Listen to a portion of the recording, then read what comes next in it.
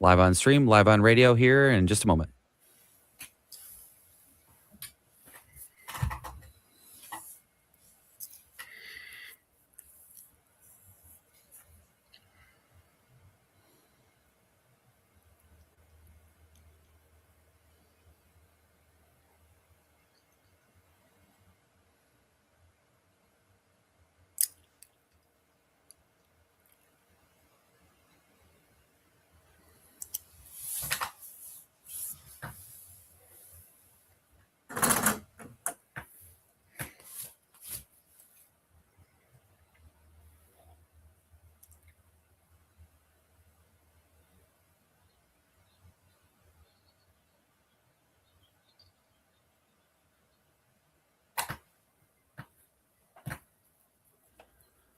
All right. Live on the air in 5, 4, 3, 2.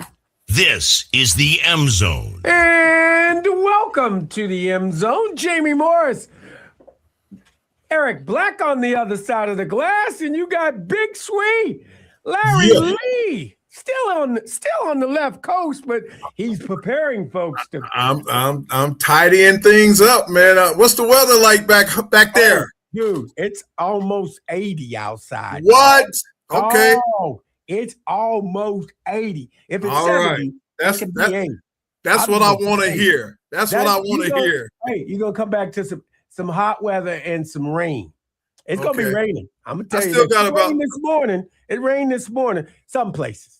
I ain't gonna say every place. I still got about 3 weeks to go, so I'm starting to, the preparation. When you're an RVer, there's a little checklist you better go over, make sure the oil's changed and the tires and everything's all running all right and and all that. So I'm gonna tow my vehicle behind it and head across country again one more time.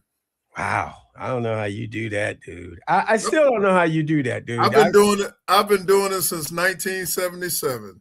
1977. When I left high school to come out here to go to UCLA. So you drove out there? Yeah, drove out there. Yep. Drove out here, rather. Drove out here. Out there, right. And not, did it during my 4 years of college, and then got away from it for a while there. But then me and my first wife, man, we used to come out here. I like driving cross country, man. It I don't know. It's therapy for me, man. To see. You want to see, or is it what? Wait a minute. I can understand wanting to drive across the country, being younger, but now you didn't did it. You didn't did it a lot of times. I don't know. I don't even know if you can give it. You know what I do now, though. What? Back then, Jamie, there has been stretches, and I'm not proud to say it. I've driven maybe 32 hours straight. Ooh, okay. All right. When I was younger. I got you. We all do that. Right. Now I'm that old guy in the RV, and I do about 4 to 5 hours a day. And then I shut it down. We get some dinner somewhere. And, you got your own bedroom right there. So, you know what? I don't want to advertise for them, but Cracker Barrels are RV friendly. so you can stay at our. Jim Harbaugh loves them. Jim Harbaugh loves the Cracker Barrel. That's the one thing I know he does. You don't. Well, I got it. I got them mapped out every 6 hours on the way back.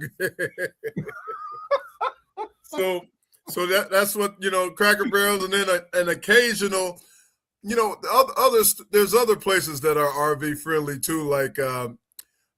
Some Walmarts, okay, something, but Cracker Barrels are our choice, and we just hit those Cracker Barrels, get in about 3 in the afternoon, 4 in the afternoon, go get some dinner, shut it down. Wait a minute, but you the Waffle House brother too.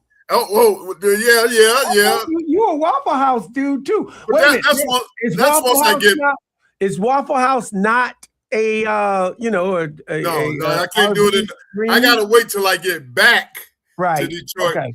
and Okay. then get on the road and go to a Waffle House with the band or whatever. But Okay. I don't want to mix them all I up. have stopped at a Waffle House in the RV before. Okay. Only when I feel that there's enough parking or enough room to Right. maneuver Yeah. Okay. that thing in there, Yeah. Got you. But other than that, man, I love some Waffle House now. Yeah. And they're starting, I want to say they kind of begin starting in Texas. And as you go east of Texas, that's when you start seeing more and more Waffle They got Houses. those big what do they call the rest? What do they call those in Texas? They got those big Buc-ee's? Yeah, Buc-ee's? Buc-ee's. Yeah. Buc-ee's I gotta is get to one. I gotta get to one. Everybody tells me, dude, you Buc-ee's gotta get to is one an of those. oasis. It's Right. an oasis. That's what I gotta get. You can get anything you want at Buc-ee's, man. Food, They say the clothes. food's good too. They say the food's good. Yeah. They say the food's good. I'm a taste. When I was in the XFL, we stayed in Arlington, all the teams. Right. Yeah. But we would bus like to Houston or San Antonio whenever we played them. Mhm. And that was to stop. The whole team gets out at Buc-ee's, man. And Buc-ee's is a great place to stop. Nice. Okay. I hear about these on the road and stuff. I'm just trying to. I mean, one of these times, man. Well, I know Mama wouldn't let you do it, man. You need to roll with us, man. I do need to roll. I need don't to have roll. a problem with it. I don't have a problem with it. I do that. I get out there on the road. I've been, like I said, I know that old Route 66. Albuquerque to. Yeah. You start Flagstaff, Albuquerque, Amarillo, Tulsa, St. Louis, Indianapolis, on in there. Yep. Okay. All right. Yeah. Well, I got it down to a science. You do have it down to a science. So wait a minute. Usually you go south heading out there. Are you going to come north heading back, or are you? This time I even came, they call it, well, that's like old Route 66, right? Yeah. This time I came out here on that, and that's the route I usually take every time. But since I've gotten the RV, I kind of, until I got used to it and really, I've had it now for a couple of years. Mm-hmm. I didn't want to go through the mountains, Albuquerque and Flagstaff and stuff till I really got to know that thing. So I'm going to go back that way. Plus, the weather's got to be right. I've done it. Not in the RV, a couple times in a vehicle, in my SUV. Oh, my God. I got some horror stories, man. I almost went off a cliff one time. Oh, it's true story, man.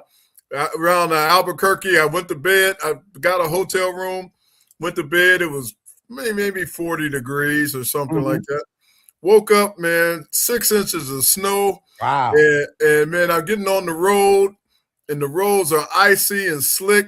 And I'm seeing it almost was like a horror movie, man. Every half mile was a car flipped over, turned over, rolled over, trucks rolled over. It looked like a war zone, and I'm creeping. I'm going about 15, 20 miles an hour on the freeway, and then I hit a slick spot, and I almost went off the side where there wasn't a rail. Oh man, I just sat there and just thank the Lord, man. Thank you, Jesus, man. I saw my life before me, man. I've done, so now with the RV, I'm super cautious. I check the weather, make sure I'm not going to hit none of those extremes, going the regular route. Now, if I do see some extremes, that's when I do take the southern route. I go through El Paso, Tulsa. I'm sorry. Phoenix, Route 10, Phoenix, Phoenix, what's that? Tulsa, I keep saying Tulsa. What's the other Arizona city? Anyway. Flagstaff? Huh? Flagstaff? No. Tucson? Phoenix. Tucson. Phoenix. Tempe. Tempe. Okay, I got you. Going through Tempe, then you start heading up toward Dallas, up that way on I-20. So I done driven all over this country, man. I've been north, up 70 up there, Utah, going that way. that was scary too. Going through Colorado during a blizzard. I've gone 95 on the East Coast. I've gone I-5 on the West Coast. I've done 10 from Florida to LA. I should have maybe was a truck driver in my previous life or something. I don't know. Mm-hmm. But I'm a driver. Yes, you are. You know what? And people probably didn't want to hear that, but I'm just fascinated with the drive from to and from. I'm just trying to find out and how you do it and everything like that. But while you had a chance, to see Michigan get crowned yes. crowned the national champions. And boy, was there a party. I was gonna say, man, they knew this city went crazy. Went I think crazy. it went East Lansing crazy to a point. Yeah. I mean, they're burning couches, all kinds of things. People taking parking spaces. I mean, walking down the street with them. They was going crazy in Ann Arbor. They didn't remember you won it before. Right. You won it before 37 years ago. A lot of you weren't born yet. I guess. Right. A lot of you weren't born. I got you, E. I tell you what, Class of these 93. these two national champions, UCLA women and Michigan men, they've been partying like no two other champions I've ever seen in my life. And everybody said, what are they having a parade for? They don't have parades. Why don't you parade? That's right. That's your second one. Why not parade? That's Why right. not go down? Why not go down State Street and party down? Start at the president's house. He ain't there. That just sounds like a bunch of broke boy haters. That's honestly. what I'm saying. You go out there and have fun. Maybe some of these cities need to have a millage, maybe raise some money for a parade or something. I don't know. I've been checking it out, much boy. would a Y'all, parade they've been cost? I don't know. I'm partying not in Ann Arbor. Hey, they had a party, and in the house that Chrysler built. No, I'm just joking. Now, what did I see with the Center? You saw the Chrysler Center where they came together and they had everybody in the arena. People came. It was incredible. What? Wasn't it some historical house? They was up on the balcony or something too. I saw that. Oh no, that was just the stadium. That's a historical house. They was over there at the stadium, walking over and at the top, and people came to see them when they came in the town from Indianapolis. Oh, okay. And when they came in, they got a chance, and the coach spoke, Yaxel spoke, the two captains, Amari and Will Cheddar spoke. So it's kind of cool, them coming back and people being there. I didn't know all them people would be there. There's a lot of people there, though. Yeah, man. I saw the fireworks. Partying, and you knew on Saturday you got up. There was going to be There was going to be a tailgate. I mean, a parade down State Street from the president's house on Southview, coming down, turning left on State Street, heading down towards Yost Hockey Arena. That's where they culminated and everything like that. And I mean, look, I get it. It's fun. And people wanted to see them. They signed. The athletes were gracious. They signed autographs. They threw little balls out, and it was great, man. It was great. They all had their ski masks. I call it champagne deflectors, but they didn't have no champagne. Where the champagne at? What was the one punchline my man had? The guy that hit the 3-pointer. He had Trey. Somebody said, what does it feel like to if you had lost or something like that? And then he said something like, we'll never know. Exactly. We'll never know. Because he was going to hit that shot anyway. You know that shot was clean coming off. Clean. Nobody hit his face. That was clean. And he's coming back. He's a freshman. Oh, he's coming back. Yeah, he's the freshman. He's a freshman. He's coming back. That's great. Elliot Cadeau has signed and said he's coming back. We haven't heard from the other big two. Now, I'm just going to say this so everybody knows this. Yaxel cannot come back. Just to let you know, Yaxel cannot come back. Will Cheddar cannot come back. Amari Burnett cannot come back. Has Mara made a decision? Not yet. Neither has Johnson. Okay.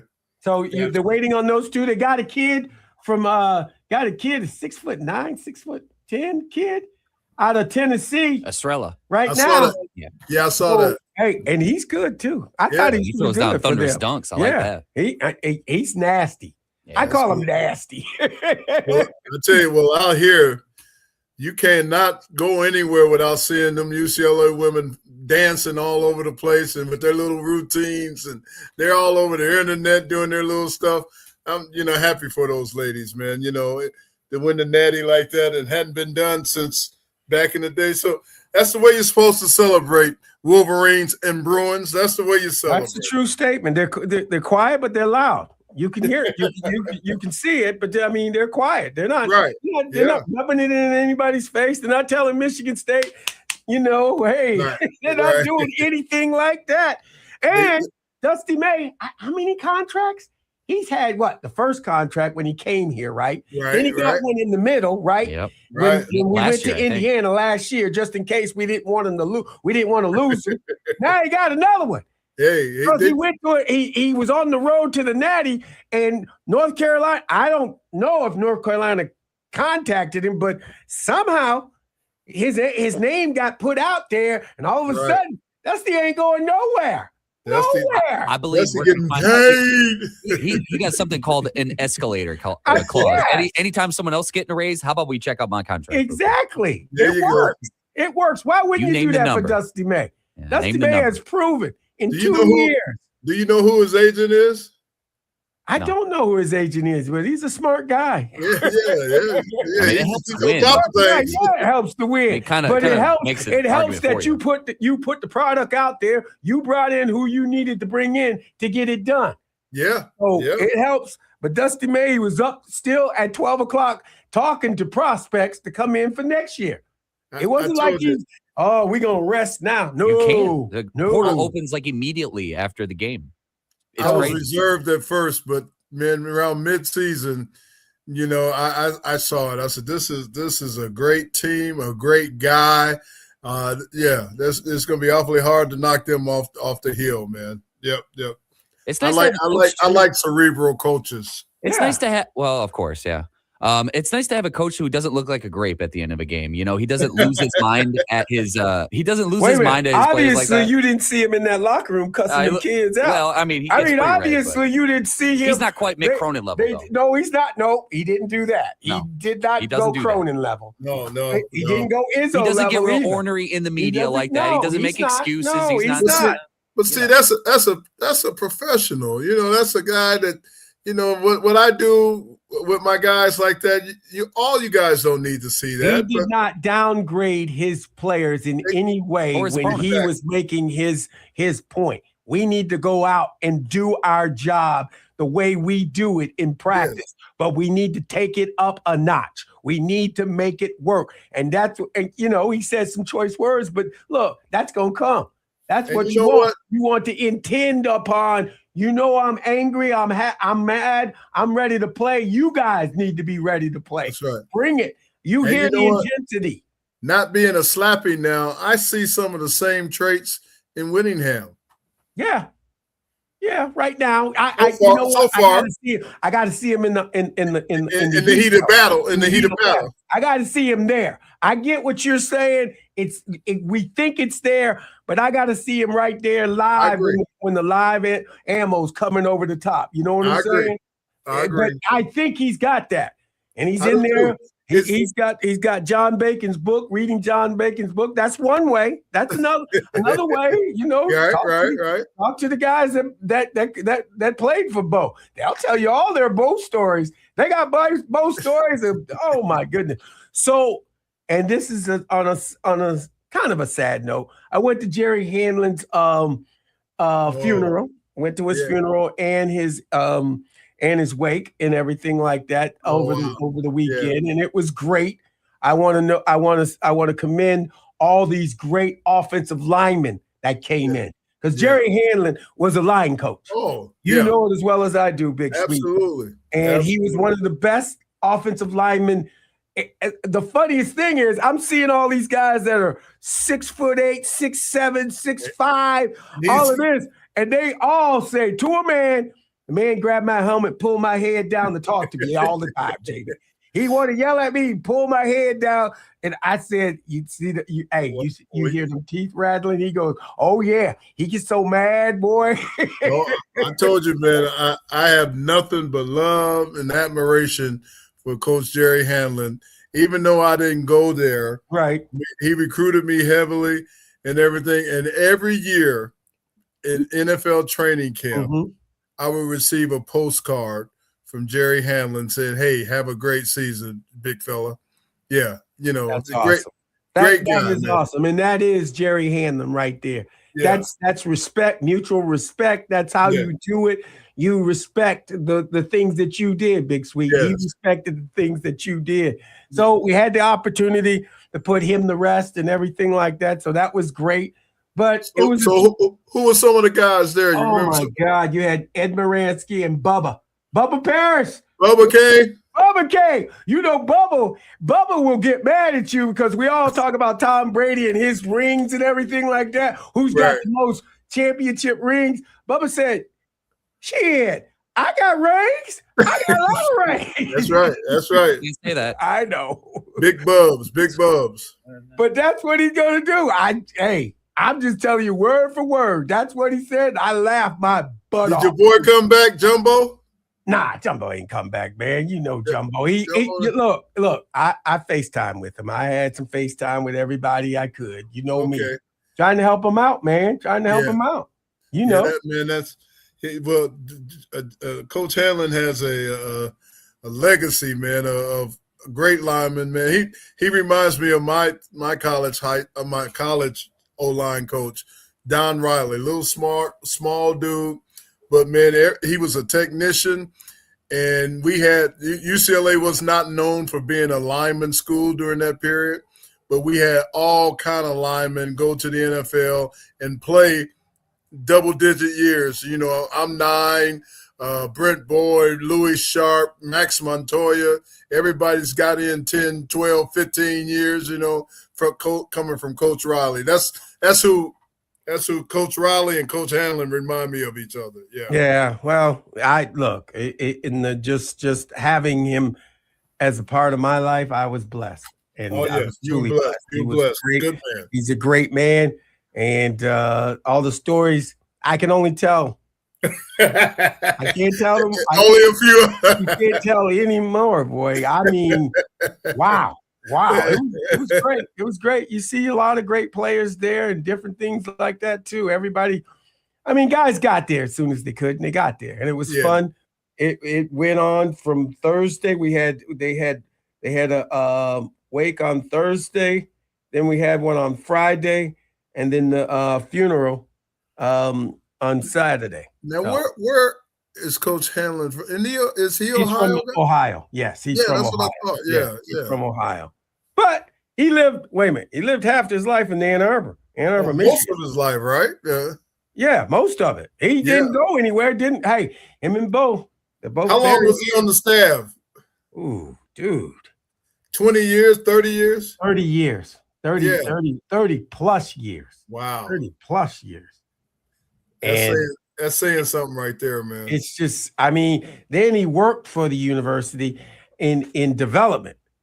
Wow. University development. So, I mean, he raised money for the university and different things like that. So, I mean, he did so many things and he worked with so many people and the minds he helped form and different things like that. So, like I said, I reiterate, I did not go there, but I felt like he was one of my mentors, you know, even though I didn't go there because he kept in touch. You know, even when I got into the Lions front office, man, I got a call from Coach Hanlon, and we catch up, you know, about every year or two, just, you know, talking mess. And I loved him, man. Great individual. Great man. Yeah, he was a great man. And you know what? He'll be missed, but he lived a long life. And he's 90 plus to be right. And 90, was he 91, 92, something like that. Awesome. Awesome. Yes. It was an awesome gathering, and I'm glad that everybody came that could get there, you know? It Yeah, was good to get everybody there that got there. So, and it That's was good to mix with older people now. I mean, look, we all getting old. We see that. We all getting old. So, I mean, I was like, wow, this is what? Guys telling me their name. That ain't you. It was him. Yeah. yeah. So it was It crazy. was him. It was him. Well, we need to go to a break. We come back on the other side. Hey, we're going to do something we don't ever do. What's that? We're going to talk NBA because there's playoffs coming. Yes. There's playoffs. Playoffs. Yeah, playoffs. But Playoffs. Play-in game, that's what we got to talk about. But it's playoffs, but it's kind of like playoffs, right? This is when I get involved with the NBA. I don't like, not that I don't like. So you don't like the season? NFL, NBA regular season is just ho-hum to me. This is when I think the guys start playing. Okay, I mean that's fine. It seems like it seems that way, but you know what? Some people watch it for the season. Some people watch it when the playoffs come around. Like, whatever. For me, I watch it when 2 minutes are left in the game because that's when it's going to get decided. It's just the way That's it another is. way of saying it. You know what it's like. Everybody, the best players win, but they win it with 2 minutes left in the game. Yeah. Every time I say that, man, my boy Mark Champion gets on us. He gets on me all the time. Larry, quit saying that. They play hard all the time. I said, no, they don't, Mark. No. They do play hard. They get a lead, and then like somebody, you think that team's gonna win because they got a lead, and then 2 minutes, that team, the team that was losing by a lot of points, came back with a lot of points. It always happens. You know your boy's a little abstract, right? You know what I think about with the NBA players? I don't understand how those old NBA players ran up and down that court 80-some games or however many games in them old Chuck Taylor Converses. I get with that. Just the rubber thin bottom. How did they do that? But it's like, we can talk about this on the other side, but it's like LeBron said, we're much finer, different athletes now. Yeah. They're asking different muscles to do different things. I think they run, jump, and do, but I mean, maybe it is different. We'll see we'll talk about it on the other side. You're listening to the M Zone on the Big 1050.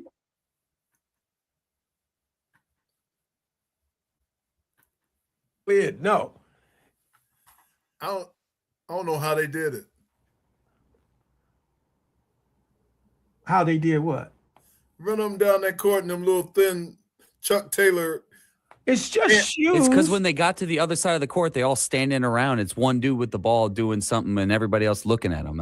You ever watch old games? That's what they're doing. Not the Lakers. They don't play with pace. Not the Lakers. They were fast break. In my day, I've seen some of the Michael Lakers clips, run up and down. You can watch all you want. Showtime I'll Lakers. tell you that. The Showtime Lakers ran up and down the court. Now, I look at basketball nowadays, all they don't play defense. There is no defense. Here's the offense. Pass, dribble, pass, dribble, pass. Don't have James Harden on your team. You can't have James Harden on your team because no pass. Nobody passes. And all he does is shoot. Nobody passes. Nobody does anything. I'm just amazed as I look back over the development of shoes. And, now they got, what do they call it? Load management and all that, Load management, it's important. I mean, they got 83 games, Big Sweet. I don't know how many chances you get to do load management. I don't know if there's a rule for load management and all of that. Well, they got rules like if you're in the MVP conversation, you got to play so many games. And a lot of guys came back. Cade came back for that. I think Cade came back for it. He got a chance to. What's the name of Luka the other night? Right. Yeah. A lot of guys played to be in the MVP call, but we already know who the MVP guy is now. The best guy on the best team. Oklahoma SGA. City. Yeah, SGA. I mean, they're going to give it to him. Yeah. He's a I guess we should, but They did that before, I guess. But I mean, Jokic, they like Jokic. And Wemby, and look, I would vote for Wemby myself. Yeah, he's got a good year going. I mean, look, Wemby came back too to get one in. You know what I'm saying? So he could get in. He wanted his defensive player of the year. That's who he'll be. The NBA. Now it's going to get good. I hope so. And I hope, wait a minute. I know so. Detroit will get out of the first round. Oh, I agree with that. I think they're going to be in the East Finals. Ooh. A lot of people picking. Everybody's looking at Boston now, man. I know Boston and New York. That's what they. Well, now that what's his name's back, Those two play in the second round. Oh, do they? Good. Yeah. He get his legs up under him, get his his stamina back. Cade. Well, Cade, he looked good. I mean, he looked good. He did look good. I mean, he looked like he can run, and he wasn't breathing for air. You know what I'm saying? Looked like whatever happened to his lungs, or it collapsed and everything. It seems to be working again. My NBA daughter is hoping the Pistons get in so she can come home and hang out. Right. During the finals. Oh man.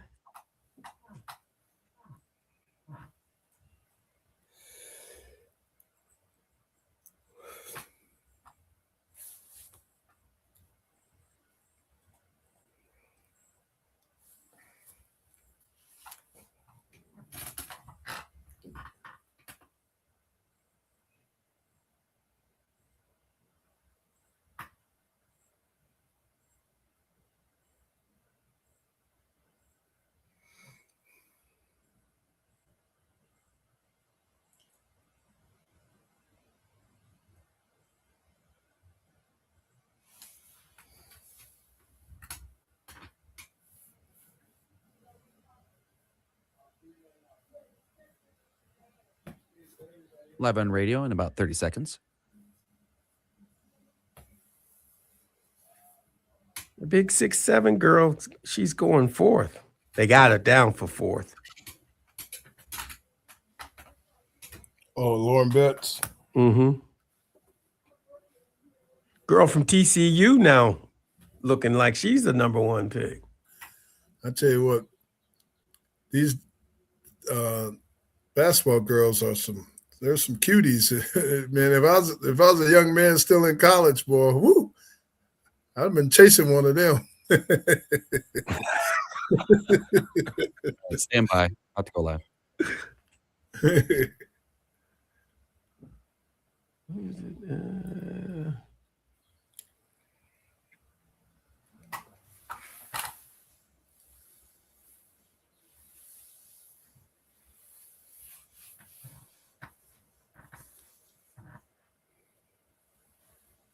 This is the M Zone. And welcome back to the M Zone. Jamie Morris, Eric Black on the other side of the glass, and you got Big Sweet over on LA. California, City of Angels, Hollywood. So since you're from LA and all of that, and it's getting down to playoff time. I mean, the Lakers people have got to be shocked that the Lakers, they finished pretty high. They finished pretty high themselves. And Luka got hurt. Yep. And Austin got hurt. And yet LeBron carried this team. Look at that. I don't know how long he'll be able to carry. I didn't say they obviously they're looking for the stretcher not to come out another time, but I get it. He's the third guy now on this squad, but at least he's playing. Okay. But I was gonna say, isn't it amazing though? A man his age, all the games he's played, and the way he has taken care of his body, and incredible. You gotta love that he took care of his body. You gotta love it. He's done a great job with his body. How old is 40? How old is he? 45? No, he's not 45. He's 41, I think. 41, 42, 41. something like that. Yeah, he was born in It's December. a whole lot of games in that body, man. You know, in that body, man, and still to be able to function at a high level, and still, you know, he can turn it on when he wants to, and that I give him a lot of credit. And the way he came into the league, remember, he came out of high school, and I mean, he lived up to it, baby Jordan. I'm sorry, he lived up to that. Yes, he did. has lived up to what everybody has bestowed upon him. Look, you can hold against him moving around, trying to go down to Miami, win a championship. I mean, do you give him credit for going back to Cleveland and bringing a championship? That's his greatest accomplishment. Exactly. So, I mean, everybody should give him, he's got due, and give him his due. I agree. And, you know, and no off the court issues, you know, that we never know hear of. anything bad about that young man. Yes. Never. Not ever. So you don't usually hear anything bad. But I ain't here to praise everybody. I'm here to talk about the Detroit Pistons, because this is what E Black knows. You know what I'm saying? So Detroit basketball. Somewhere around here. This is his team, and This is our team. He lives and dies with this team. So, hey, is Mason still the announcer? Yeah, Mason's still there. That's my boy. Let's get Mason on one day. We can do that. Sure. Oh, that's my boy, man. I You know, Mason's one of my Ohio boys. Well, we can call him up. okay. He's from Ohio. Is that right? But he live in Detroit. He not That's right. Michigan, but he He's live the in voice. Detroit. He's the voice. He's Okay. the voice. That's right. We go way back to high school. Wow. Mason was a heck of a track runner in Cleveland, and we met at the state track meet our senior year in high school, 1977. And he went on to a broadcast career and all that stuff. But he was a good athlete, man, coming out of high school. John Mason. Well, he's doing a fine job for the Detroit Pistons, announcing them. He's got that iconic voice that's won. I mean, he won those two championships, you know, with that voice. You hear that. Just one. You know? You got it. There's one thing he has besides Detroit basketball. Right. What else he got? Ladies and gentlemen, at guard, Chauncey Billups.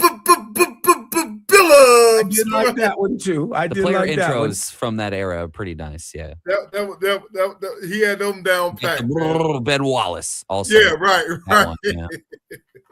As I said, y'all know, not me. I'm not that guy. I did like those Detroit Pistons back when it was the olden days, as we would say nowadays, when they played against the Jordans and the Celtics, and they fought and they did all things. Yep. Winning record against all of those teams. Exactly. Isaiah Thomas. Easy, brother. Isaiah Thomas, winning record against Bird, brother. Magic, and Jordan. We got you. That's right. We got you. Now, I was trying to be kind, but you know the bad boys were my dogs. Now they were your boys. We were boys. We were partners. We shared the Silver Dome.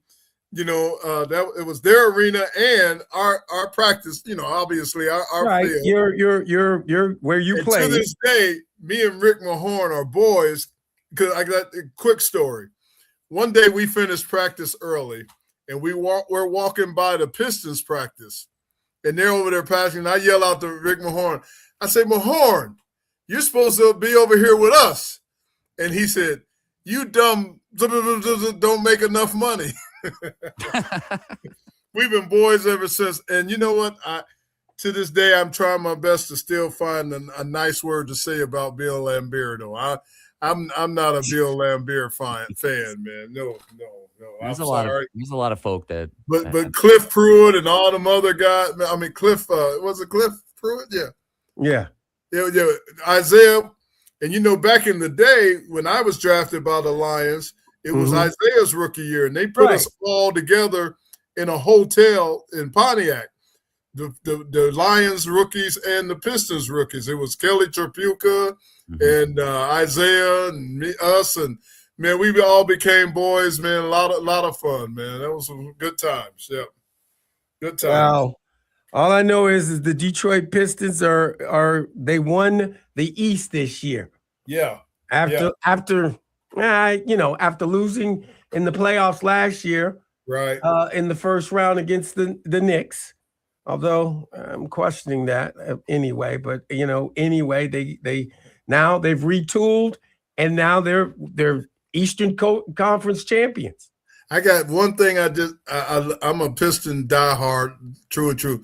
I just wish my boy Jaden Ivey was still around, and because his grandfather was James Hunter that was my teammate at the Lions, and then I've known his dad Javen. He was a kid back in the day, and yeah, I know what reasons. They say it's the religious reasons why he isn't around, that kind of thing, but. Not quite. He has some strong religious. No, and you just look. You got to know when to have your religious. When you want to talk religion and who you're with and everything like that. It's tough. But he was criticizing the league, though. Right. He was. Something like that. Yeah. Yeah. And that's you can't look. Yeah. Again. So I wish him well. I do too. I do. We all do. Especially, his dad, Cole Anthony broke his leg last year and had a long recovery. Then had to have knee surgery coming into the season, and just never really got off on the right foot. Just didn't have the explosion that he used to have. Obviously, explosive athlete out of Purdue, but it was incredible out of Purdue. I mean, he would take that ball coast to coast, grab that rebound, and go right in there. I thought that was the backcourt of the future. For sure. Exactly. I thought him and Cade would mixed together, and that's what I thought that too. Yeah, I thought he couldn't really finish at the rim at an above average clip very much. He wasn't great. He was developing a 3-point shot for sure. Got better at that, but he's kind of a traffic cone on defense, unfortunately, as well. Which with quick feet like that, you'd think he'd be better, but he's also on the smaller side of things. So he couldn't carve in a role on this team, and then they traded him for Kevin Huerter. Who's paid dividends. I think Kevin Huerter's been really good the last couple weeks. So, and you got a better pick. You got the draft swap with Minnesota. So now you're picking 21st in the first round instead of 28th. So, no, I think it was a good. It was a good trade for the Pistons. That's what makes me know I'm the OG. Why? Because I remember his dad, Javen. Right.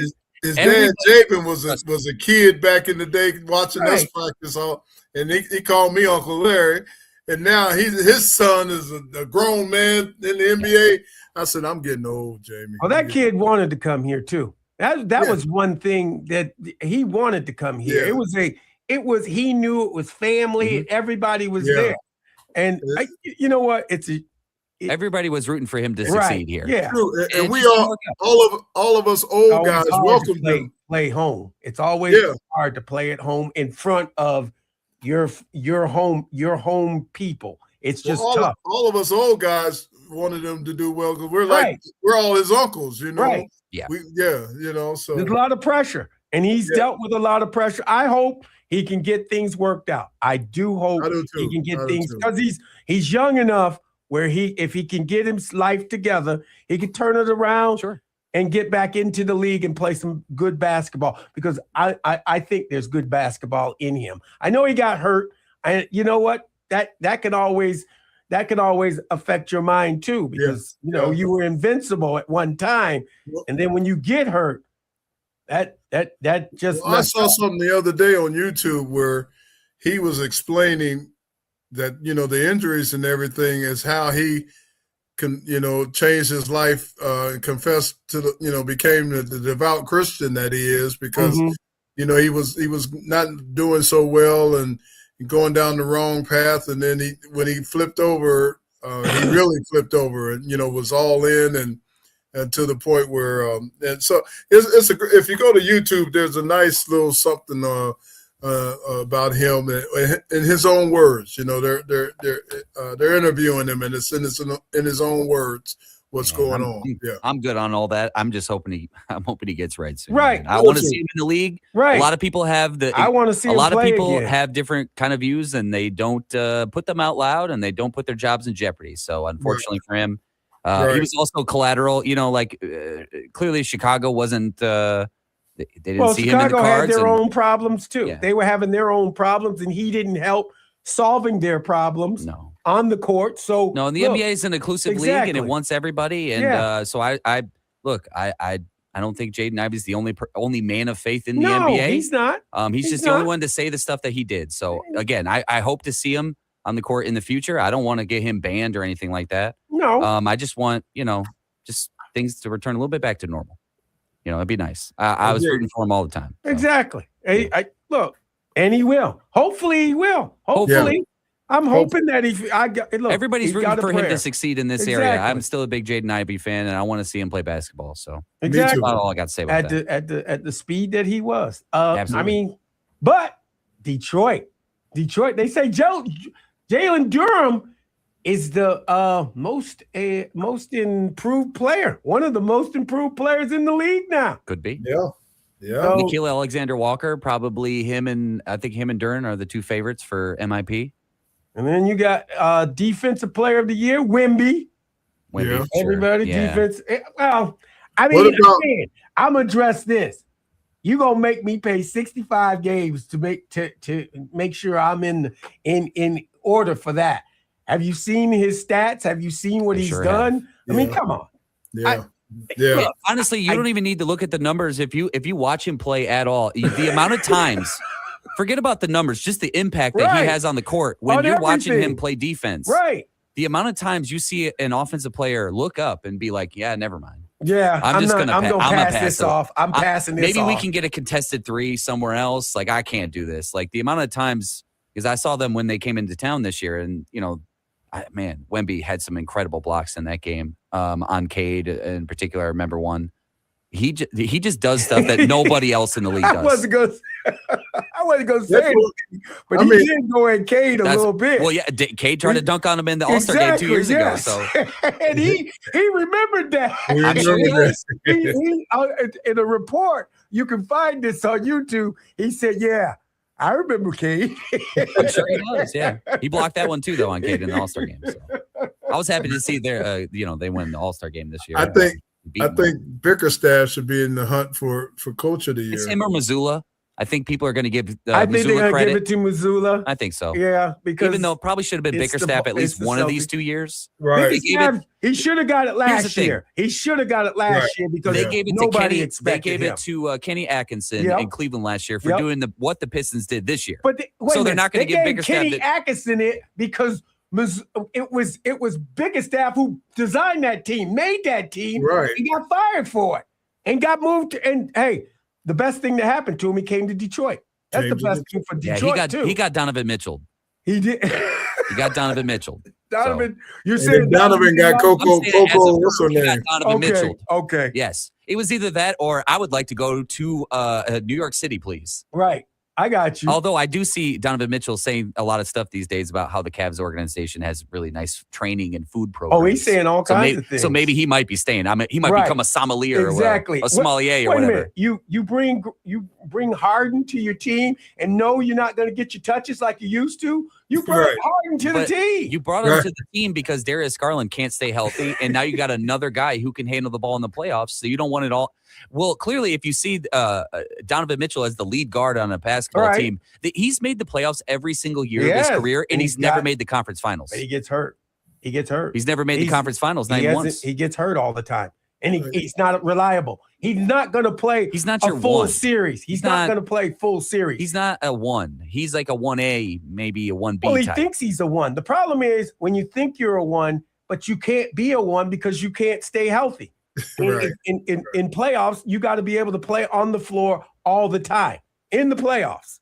Well, against the best defenses in the league, I think he's one of those guys where he has really nice regular seasons. He's going to be on all NBA teams, but when it comes to the playoffs, it's going to be, iffy. You're not going to be leading. I think the Harden acquisition is actually a pretty good one for them. Well, we'll see. We'll see him in the second round once we beat the whatever scrub team we have in the first round. Hey, Hornets, you can come get that. Orlando Magic, you suck. It's going to be the Hornets. I'm telling you, it's going to be the Hornets. Well, I think, Philly and Orlando play on Wednesday night. Right. Miami and Charlotte play in the 9-10 game tomorrow night. Is it? No, tomorrow night at 7:30. Orlando and Philly play on Wednesday. So then the game to decide the 8 seed, who the Pistons will be playing, will be Friday at 10 o'clock. It looks like. Yeah. Or no, Friday at 7:30. Friday at 7:30. So, Okay. Well, yeah. This is when I tune in the NBA now. It's time to let's go. It's time to tune in now. That's me. It's about that time. That's you gotta do something. I mean, you don't have to you can do whatever you want. Easy, big boy. Easy. You can do it. Calm down. Hey, I know you're all fired up about it. Again, calm down. Wow. All right. Anyway, I think, look, Detroit is, they got the number 1 seed, and it's well-deserved. But a lot of people talking Boston. That means, number 1 seed, though, brings on some heat, too. Now, see, it didn't used to. It didn't used to. When you were the number 1 seed, you were assumed to have it. This team is going to win. It's there. This is theirs to give away if they give it away. Well, see, I even use the same theory in football. You don't go from 0 to hero. Right. You progress. So the Pistons have been progressing, getting a little bit better, going a little bit further. I think they're now ready to compete, really compete in the playoffs. Well, they got guys in every spot now. They got guys where they need to be able to play, where they can play. Now, can they play defense for the amount of time that you play defense now? Right. That's true. That's true. For those fourth quarter runs, because everybody makes a run in the fourth quarter. Everybody's going up and down the floor in the fourth quarter. I want to see them do well just because I'm a Pistons fan and always have been. But I got a little personal. My daughter wants them to win so she can come back this way for the finals. She can come back home for the finals. Everybody wants them to win. I mean, if you live in Michigan, you want them to win because it'll be good for the city of Detroit. You know what? That'd be a nice little double deal, with the Wolverines winning and the Pistons. Who said one of our happened in '89? No, there you go. It happened in it'd Might as well. Yeah. Hey, why not do it again? One of our callers said it. I think it might have been Philly Eid was talking about. Man, it's going to be a great year for Michigan, and you got Michigan and the Pistons. So somebody said that. Well, that would be good. I want the Pistons to win. It's good for the city of Detroit. I agree. It brings the public. It brings the eyes on the city of Detroit. Detroit's on an awesome rebound, and I'm also biased. Mary Sheffield, the new mayor, and I've known her since she was a kid. She's a sweetheart. She's going to do well for Detroit, and I don't know. We got who's going to replace Big Gretsch up in the governor's office, though. But yeah, Michigan is doing some good stuff right now. They are. Look. The Tigers got a rough start out, but I think if they pull it together, they got to pull it together. They got to get themselves together. Yeah. I mean, it's not bad. This is not a bad start. I'm just saying that Verlander still got some juice in him. Wow, he's been hurt. Yeah, he got hurt right before the home start for the first home game. Yeah. So no, and it wasn't a good. It wasn't a good outing for him. Let's just say no. It wasn't a good one, and maybe more nostalgia than actual play this year. Yeah, unfortunately. Yeah, he's a figurehead. He already wasn't really that good the last couple of years. Good luck to him. He's a good figurehead, but hey, I wish him the best. He wanted to come back with his family, and sure. If he had something, I hope he finds it soon. If he can. But either way, we'll find out. I'll see them in September if they're still playing meaningful games. There you go. In September. But I'll ask my boy Jay-Z and we'll see what happens. What's he seeing? Because that's the Astradamus that I like to hear. He'll tell me what's going on with this team. No good, Jay. But hey, I'm not saying that. I think the team's pretty good. I think we got to find some bats too. Some bats. Yep, I'm looking forward to getting back to the D, man. And I'm all healed up with my foot now, man. I'm gonna be a lot more active and heading to some things. I'm going to spring practice out here. When I get back there, man. When's your spring ball? Huh? When's your spring ball? When's the culmination of the spring game? Third week in August. I mean, I'm sorry. What I say? April. August. Third week in April. I'm sorry. I'm like, what? Ours is this Saturday. And I know how everybody, when there's a new coach, the enthusiasm and man, they got these little reels going on Facebook and all that, and showing all the. I tell you what, though, he's got those boys arguing, fussing, and fighting all day, every day. They believe. Wait a minute, he got them believing in their coaches. He got them believing in the coaches, and that things are going to get better. We're going to talk about that on the other side. We'll have fun with that. Talk about the players, and what was said. I mean, do you want to come and watch the University of Michigan football team on Saturday? Could be a nice day. I don't know, but we'll find out. We'll talk about that on the other side. You're listening to the M Zone on the Big 1050.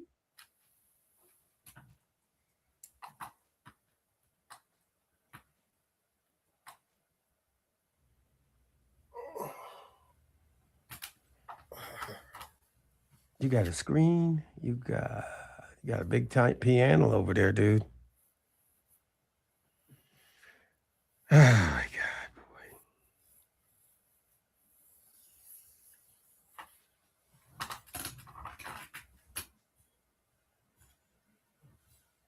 You had it right. Be there at 3:30.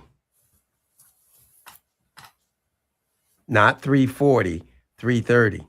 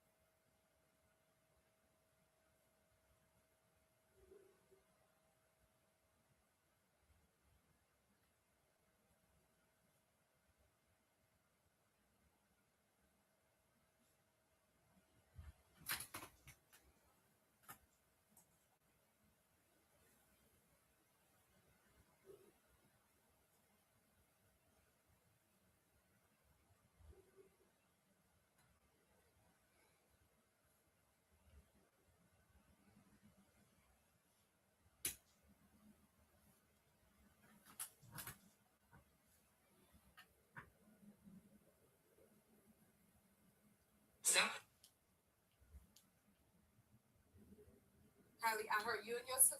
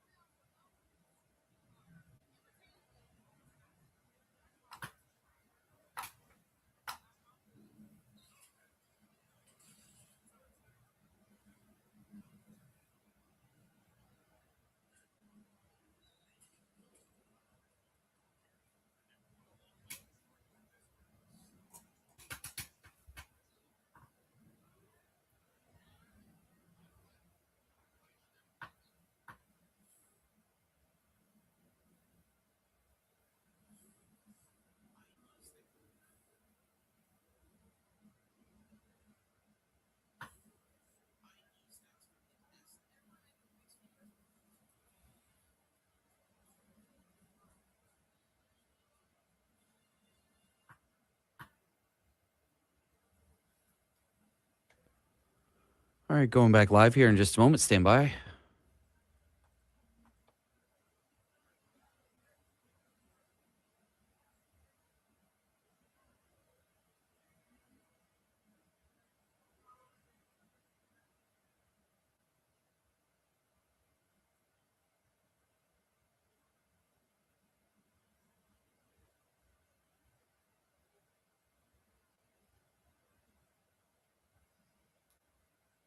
All right, going live in 5, 4, 3, 2. This is the M Zone. And welcome back to the M Zone. Jamie Morris, Eric Black on the other side of the glass, and Big Sweet out in California, IA. Yeah. And, let me tell you something. You know what I love about spring ball? What's that? Spring football. The end of spring football is a spring game. Usually a practice, but nowadays it's a practice more than a game itself, because you can't afford to, get your individuals hurt. A lot of coaches believe that if they have these games, that some people come in and try to undercut you as the year when they're done practicing, they'll try to undercut you and get your players out of there. So a lot of coaches don't play these games anymore. So, but we do some things and we show some things. I don't know if you had a chance to look at what I sent you, but it's this play, and it's Bryce Underwood.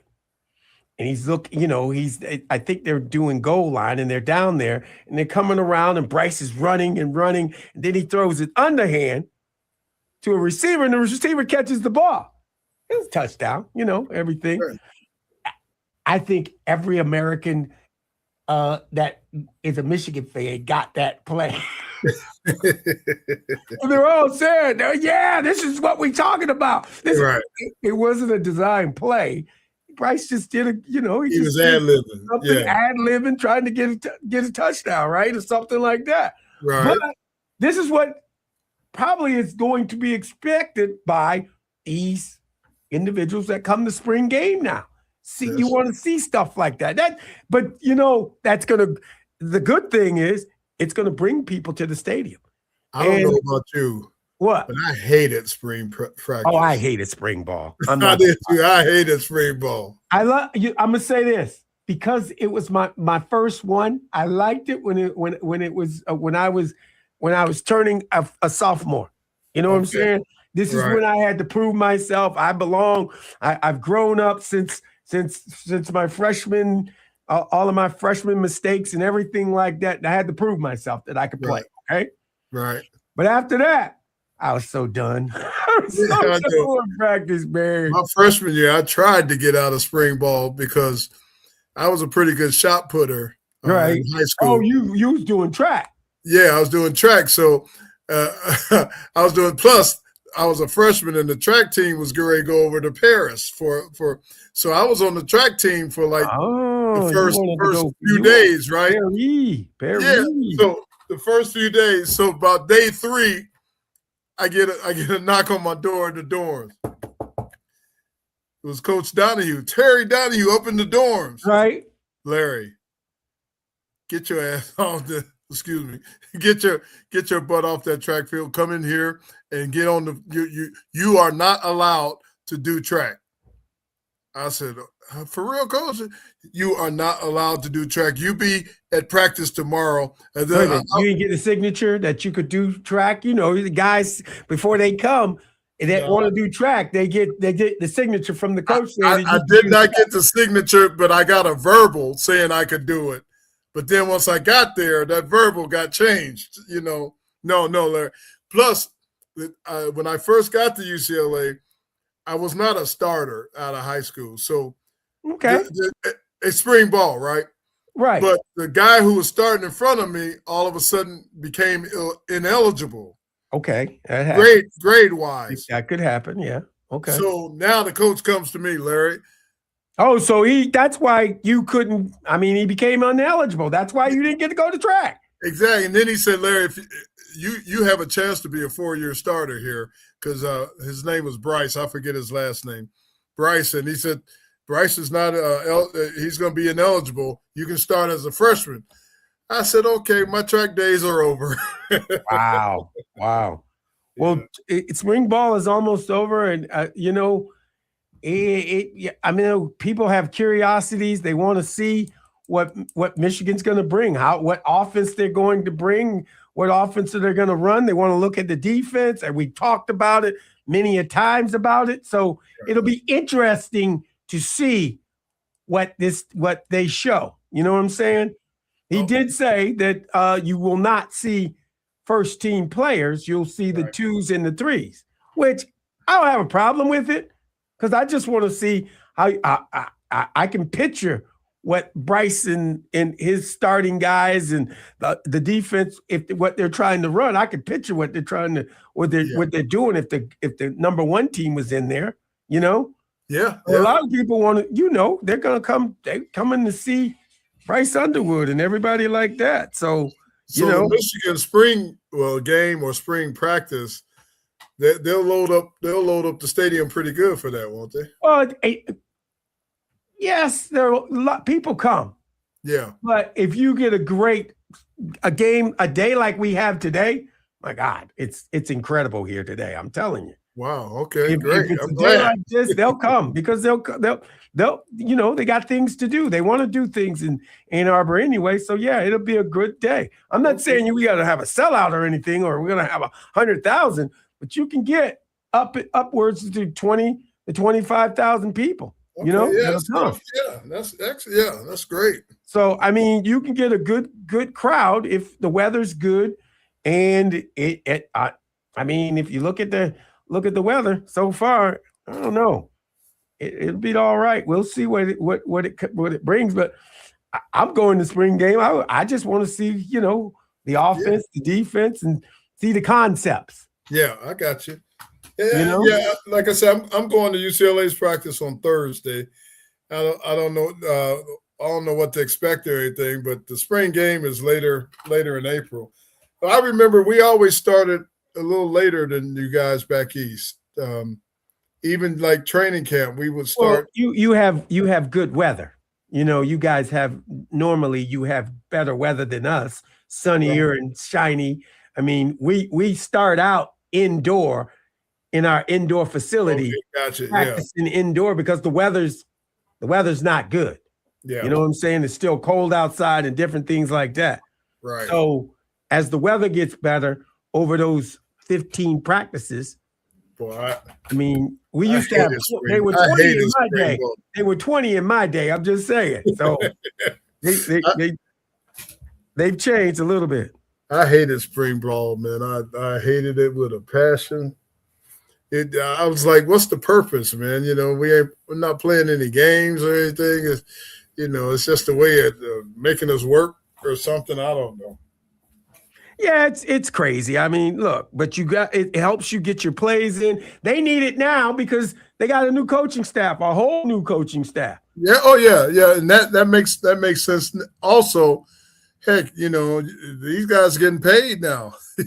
So that's the truth too. That tells you who's going to be there, who's there on the sidelines and different things like that. So those guys right there, that everybody's pulling the same way.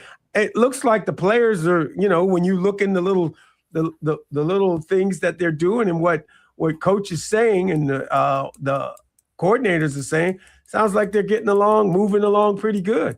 Speaking of, didn't they bring our boy back in some role? Dexter Bussey's son-in-law. Oh yeah, Ron Bellamy. Yes, they brought Ron back in some role. He's right? helping out in the I want to say area, Detroit area or something. Yeah, in the Detroit area and everything like that. So that's what they're trying to do. That's a good move. That's a good move.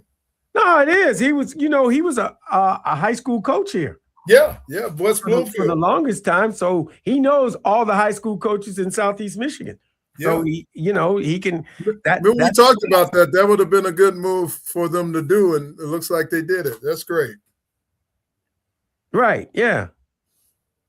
No, that sounds good. I'm all for it, but I'm looking forward to seeing that offense and defense, and and seeing what they can do, what the things that they changed, and different things like that. Want to see the offensive line.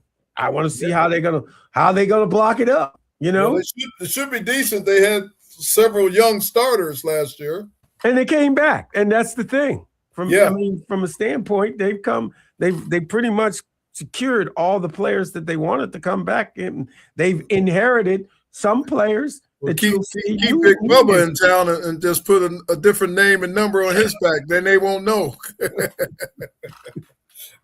Man, I would say this, and I would say that they got some big offensive linemen. Now they're big again. Yeah, a big squad. It's a hitting squad.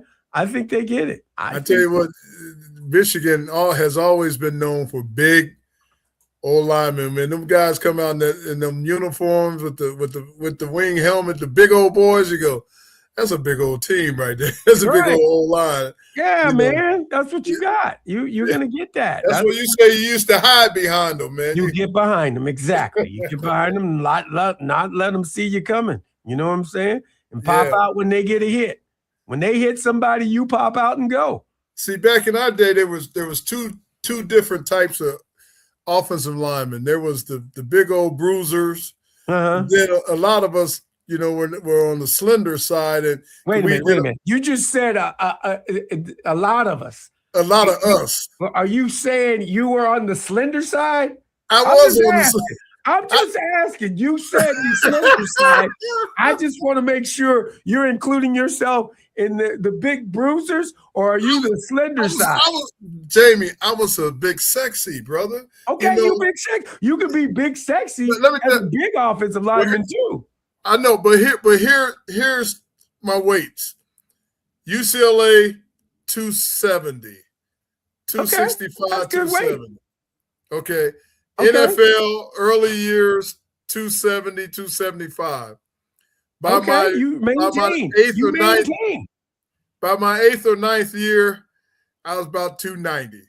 Okay, you put on some weight. You was getting beat up a little bit, so you put on some weight. Put on a little weight, so I consider myself, you know, one of the sexy guys. You know. Okay, all right. I have no problem. I wasn't one of the big balloon guys. You know, the big as they call them, big uglies. You know, the big uglies. I have no problem with that. I was trying to clarify for you what you classified yourself. Plus, back in the day, you know, I was like one of them svelte.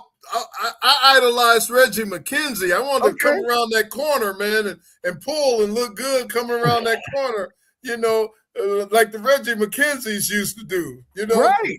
I get that. Now, I'm not trying to second guess you. I was just making a fact be known that, hey, he was slim and sexy. I want to be like a Gene Upshaw coming around that corner, man. You know, like Larry Little. You know, back in the pulling guard days. I know who you're talking about. They had too much tape on them. They had way too much tape on them. Remember Gene Upshaw had tape from the fingertips all the way up to his shoulder. Remember? Exactly. That's what I'm saying. Dude, all of that tape. What was all of that tape for? He wasn't injured like that. He just like, maybe he didn't want to get cut up or anything. There was only one big ugly I kind of idolized.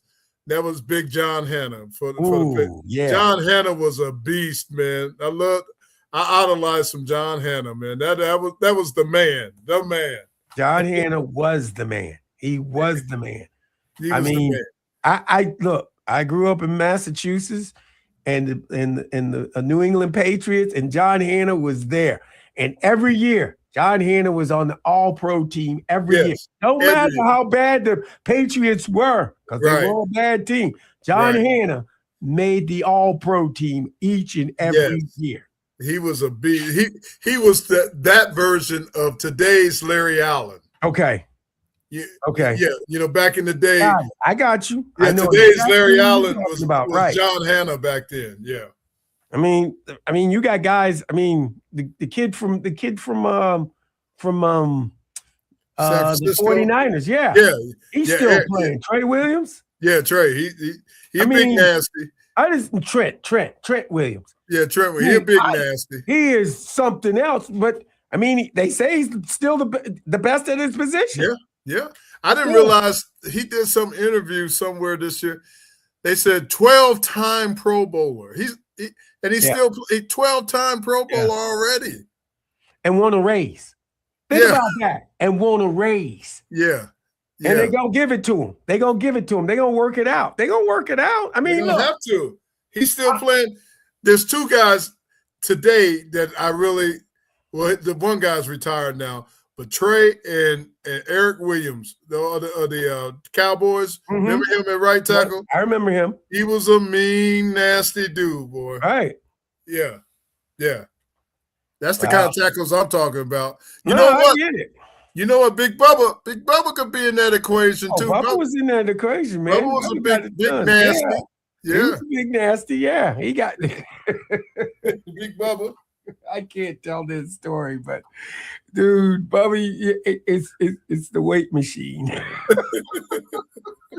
I know it. So it integrates some of these stories we wish we could tell. God. It was so crazy, man. I laughed my butt off. on that. You know what? It had nothing to do with me. I wasn't even here. I wasn't even thought of in those days. I like, well, okay.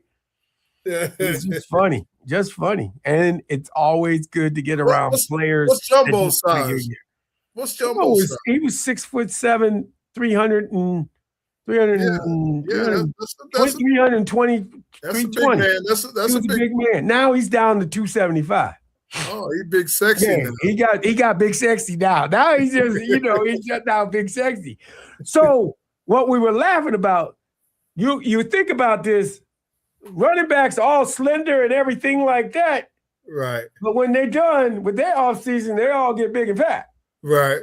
And the linemen, they all get skinny. I mean, you can see it. You see it everywhere. I mean, those guys get all skinny. You're like, what's going on there? I mean, John Jansen is a guy that I look at. John Jansen. John Jansen, he looked like a power forward playing basketball. That's how skinny he is now. Wow. Okay. I mean, wow. I'm looking at him like, damn, boy. I saw him. I saw him on Saturday at the club, man. We were laughing. Not the club. The athletic club, where CJ and his son, they learned to swim and play tennis. Okay. That club. Okay. We were up early in the morning at like 9:30. Okay, gotcha. CJ had tennis practice. Gotcha. With a bunch of other little kids. They learning the game itself. Okay, gotcha. So that club, not not the club. I know what you're saying. But yeah, I mean, look, I'm this time of the year, spring ball, it's got me itching. It's got me thinking. I want to see it. It's a new coaching staff. Yeah. I know you do. Same here, out here. But have you talked to or heard from Stephon Humphreys lately or at all? I haven't talked to Stephon in 2 years now. Me neither, man. I wonder I know he was studying to be a doctor at one time. I don't know isn't he a doctor? I think he is a doctor. He's a doctor. Yeah. He's out there in Denver where you were. Yeah, we were teammates. Right. We were teammates. He went to school out there and got his everything there. Oh, okay. I didn't really, and joined a firm out there. Oh, okay. I'll find out more. Yeah, I would love to hear from Stephon. Say hello, Stephon. We're in the same huddle. I was left guard. He was right guard for a few games there with Elway. Then I went to center, with Elway and all that kind of stuff. Stephon's good man. Stephon's rookie year. That was the Super Bowl. That was the Super Bowl shuffle. Yeah, that's right. And then he got a ring right when he came in. Yeah, and then he went back with us. We lost. Right. Yeah, when we lost to the Redskins. Yep. Stephon. That was my guy, man. Stephon with them squinty eyes.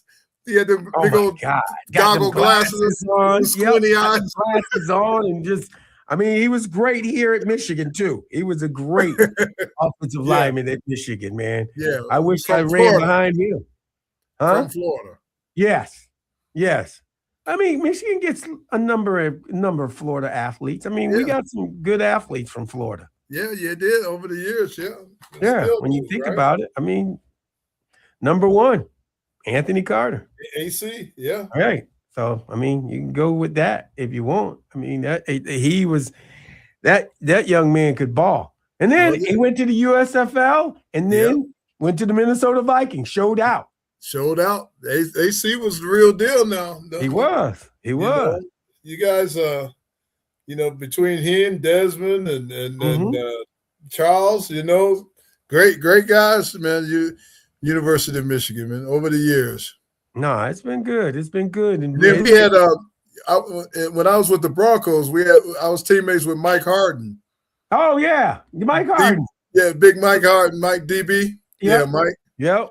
Yeah, Mike, Michigan man, and Stefan and Mike, and seemed like it was somebody else on our team from Michigan, but definitely Mike and Stefan out there.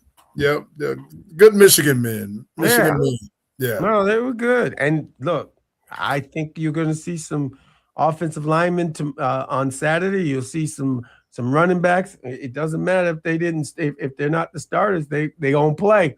They're gonna show coach why they should be playing. Yeah, that's I guess when how we talk about hating spring practice. There is a purpose for spring practice, but you said you had to prove yourself your sophomore year, right? I had to do it my freshman year, but that's the real purpose of spring ball, right? I get it. No, I came here, didn't go to spring ball, wasn't there early enough. I came in the fall ball, and then.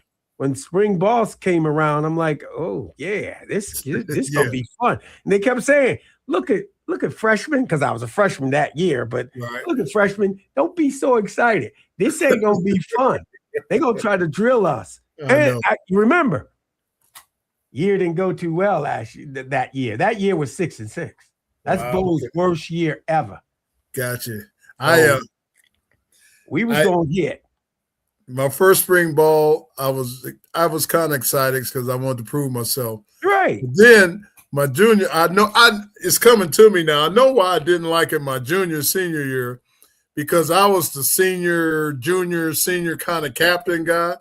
So I had to lead all the drills and be the example. All the time. You had to be the example. You were exactly. And I was like, man, dang, I just want to loaf today. No. I don't want to be the first one through the chute. Nope. You showed yourself to be a leader early on. You became that leader. I know. But by my senior year, I was like, man, we need to find out a younger leader. Nah, dude. Look, it was good for you to go out there and do your thing and get everybody ready for the game. And then my senior year, I played in the East-West Shrine game. Right. Yeah. Guess who the head coach of the East-West Shrine game was? My college coach, Terry Donahue. I was going to say Terry Donahue. And I had to lead all the drills there. Larry, come show them how we do and Larry, come show them. I'm like, dang, man, I don't want to do this. I was so happy Bo did not want to do those games. He didn't like those games. I think he did them. He would do them. Right. That's how I got to Michigan. Was Joe played for one of those bowl games, and he met Bo and said, my brother can play. Oh, okay. You better recruit my brother. Take a look, right? Yeah. Then you went to the Japan Bowl, right? The All-Star. Went to Japan Bowl. I did that too. Yeah. And then flew in. Should have did the Hula Bowl, the Hula All-Star Bowl game, but Jumbo did that one. I went to the East-West Shrine game, in California. Yep. We did the same thing. Right. East-West Shrine Japan Bowl. Right. I was trying to get back on base, because of the hours that we put in Japan. Right. I went to Japan twice within 3 weeks, because our last game at UCLA was played over there against Oregon State. I came back here. And 2 weeks later, it was the Japan Bowl, and I went right back over. Wow. Wow, Yeah. you went over there twice. We need to go to a break. When we come back, we'll have more good stuff for you on the M Zone. You're listening to the M Zone on the Big 1050.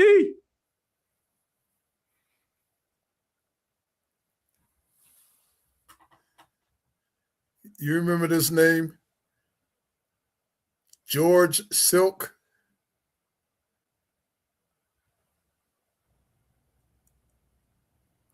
Dude, you missed the Wine and Spirits Festival, man. I bet it was nice. It was hey, it was a beautiful day. Yeah, have a I'm good gonna say time. this: when the sun dropped, the temperature dropped. It was freezing cold, brother. My Let me see if you remember this name, George Silk. Yeah. From the Japan Bowl. Remember, Yes. he was the guy that had the clothing store, and we Yes. on the store, and everybody went over there shopping and all that.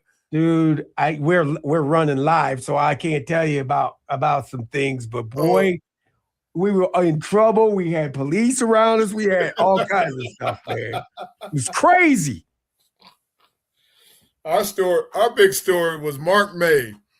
Mark May was so homesick or lonely for his girlfriend, he ran up like a $3,000 phone bill that week, calling his girl back home and staying. Oh my God! We teased Mark I May. hope he married that woman. I don't know if he did or not.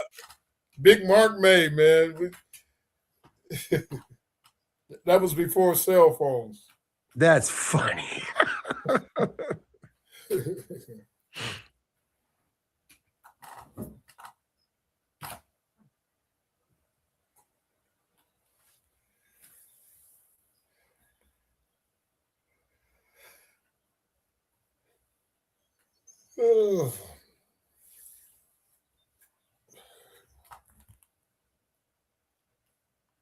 I text with Kendall. She will be there tomorrow at no later than 3:30. And you know, I can't make it tomorrow. I know you said that. Yeah. No problem. Me and Miz got that. Okay. You're gonna miss Chris. Chris Ballas is coming back. Oh, is he? Oh man, yeah. Because his son is out of the hospital. Okay, awesome. Yeah, I got a doctor's appointment and RV. I got to take the RV to the shop and all that stuff. Gonna be a busy day tomorrow. That little girl, the FUD girl, she's got a crazy story, man. Who was that? I saw she's for UConn, and she's got a crazy story. But she makes it work. That's like the big girl at UCLA, man. They said she was contemplating suicide back in the day, and early in all her life, yeah, she went through a whole mental breakdown and everything. And that's what I have fear for Jaden Ivey, man. Look, it's okay to have the Lord in your heart, but I mean, when you start. Well, if you get a chance, if I get it, I'll send it to you. But yeah, she was contemplating suicide and went to it says right here she's an advocate, an extreme advocate for mental health. Yep. I want to be here, experiencing life in all its beauty and its messiness for a really long time. That's what she said. Yeah, they said because she was tall, she caught hell with her growing up and that kind of thing, and she was contemplating suicide. Well, that's sad. I'm sorry to hear that. Yeah, me too, man. That's and she went to rehab or checked herself in a facility for a while. Well, at least she did what she thought that was right? Now that's why I sit back and I look at those videos of them dancing and all that, and I look at her confidence now, and I said that's a great story. Great, because I knew that deeper story. She wrote a on the Players Tribute. She wrote a story Live on radio in 30 seconds. She wrote a story. She wrote a story about her life, and so I'll send it to you. Okay.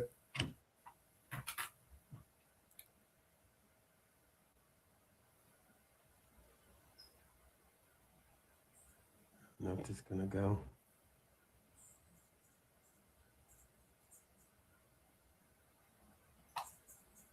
No.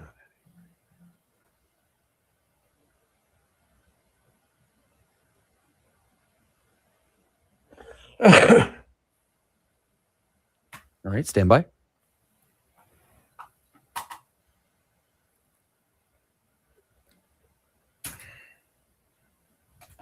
Live in 5, 4, 3, 2. This is the M Zone. And welcome back to the M Zone. Jamie Morris, Eric Black on the other side of the glass. We got Big Sweet. That would be Larry Lee on the West Coast. West Coast. But he's coming home soon. Yes. Yes. Now that it's warm back there. Now, wait a minute. So the travels of Larry. Let's get into this. The travels of Larry right now. All right. That way we would say travels of Larry. Of Larry. The New England came out of you. Larry. Of Larry. Okay. Right. So you went to you drove out there, and then in the midst of a polar vector, that would be a very cold type time of the year. Yes. You fly back to the East Coast, and then you're visiting with your daughters and everybody and different things, and you find out how cold it really is.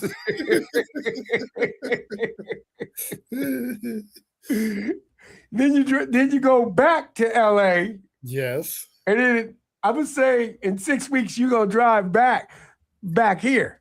Yes. You know there's a possibility. It's happened here before. Oh, because I'm gonna say this: snow can happen even in June. I've seen it. I'm just saying. I told my wife the other day. I said, you know what? I've noticed more so around Easter, like now. There's always one last snow scenario that happens, but I check the weather daily, and then I also go to the internet to find out.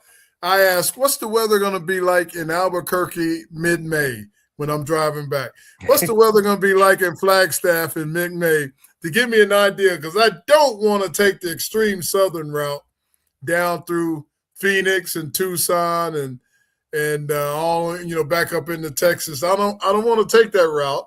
I want to go Route 66. Mm-hmm. The famous Route 60. Get your kicks on Route 66 and get on back, man. So, I'm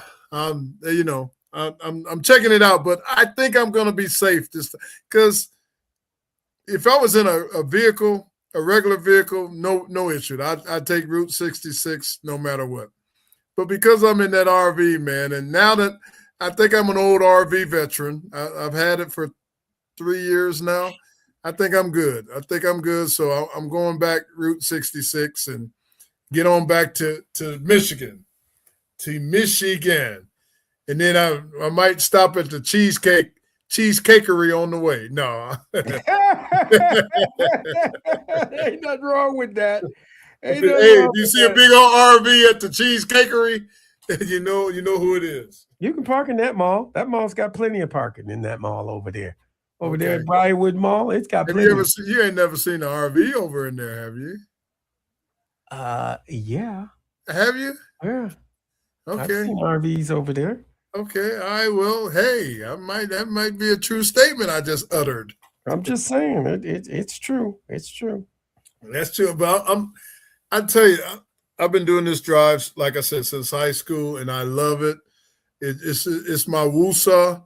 I just sit back and look at especially going through Arizona and New Mexico, and it's just beautiful, man. To see the sky and the mountains in the background it's good for me, man. And I'm a music guy, so I listen to some good music and just drive down the road, man. I love it. I love it. I get it. I bet you that's a heck of a thing, man. I bet you it's a heck of a thing. When I was young, I was a fool. I used to do 24 and 30 hours straight, and I could get from LA to Dayton, Ohio in a day and a half. Wow. Yeah. So nonstop. The Big Ten has appointed Chris McIntosh, formerly the director of athletics for the University of Wisconsin-Madison, as deputy commissioner for strategy in his newly created role. McIntosh will advise the commissioner and lead overall strategies and development. Man, you tight with Ward, man. When those kind of roles come up, man, tell Roy to give me a call, man. Say, Larry, man, why don't you get Larry one of them jobs, man? You know what, Larry? I didn't even know that existed around, but I'm just saying. I didn't either. I mean, I'm gonna say this: Tony Petitti has been biting off a lot of apples. Let's just call it apples. And he's he's the one that wants the 24 team playoff, college football playoff.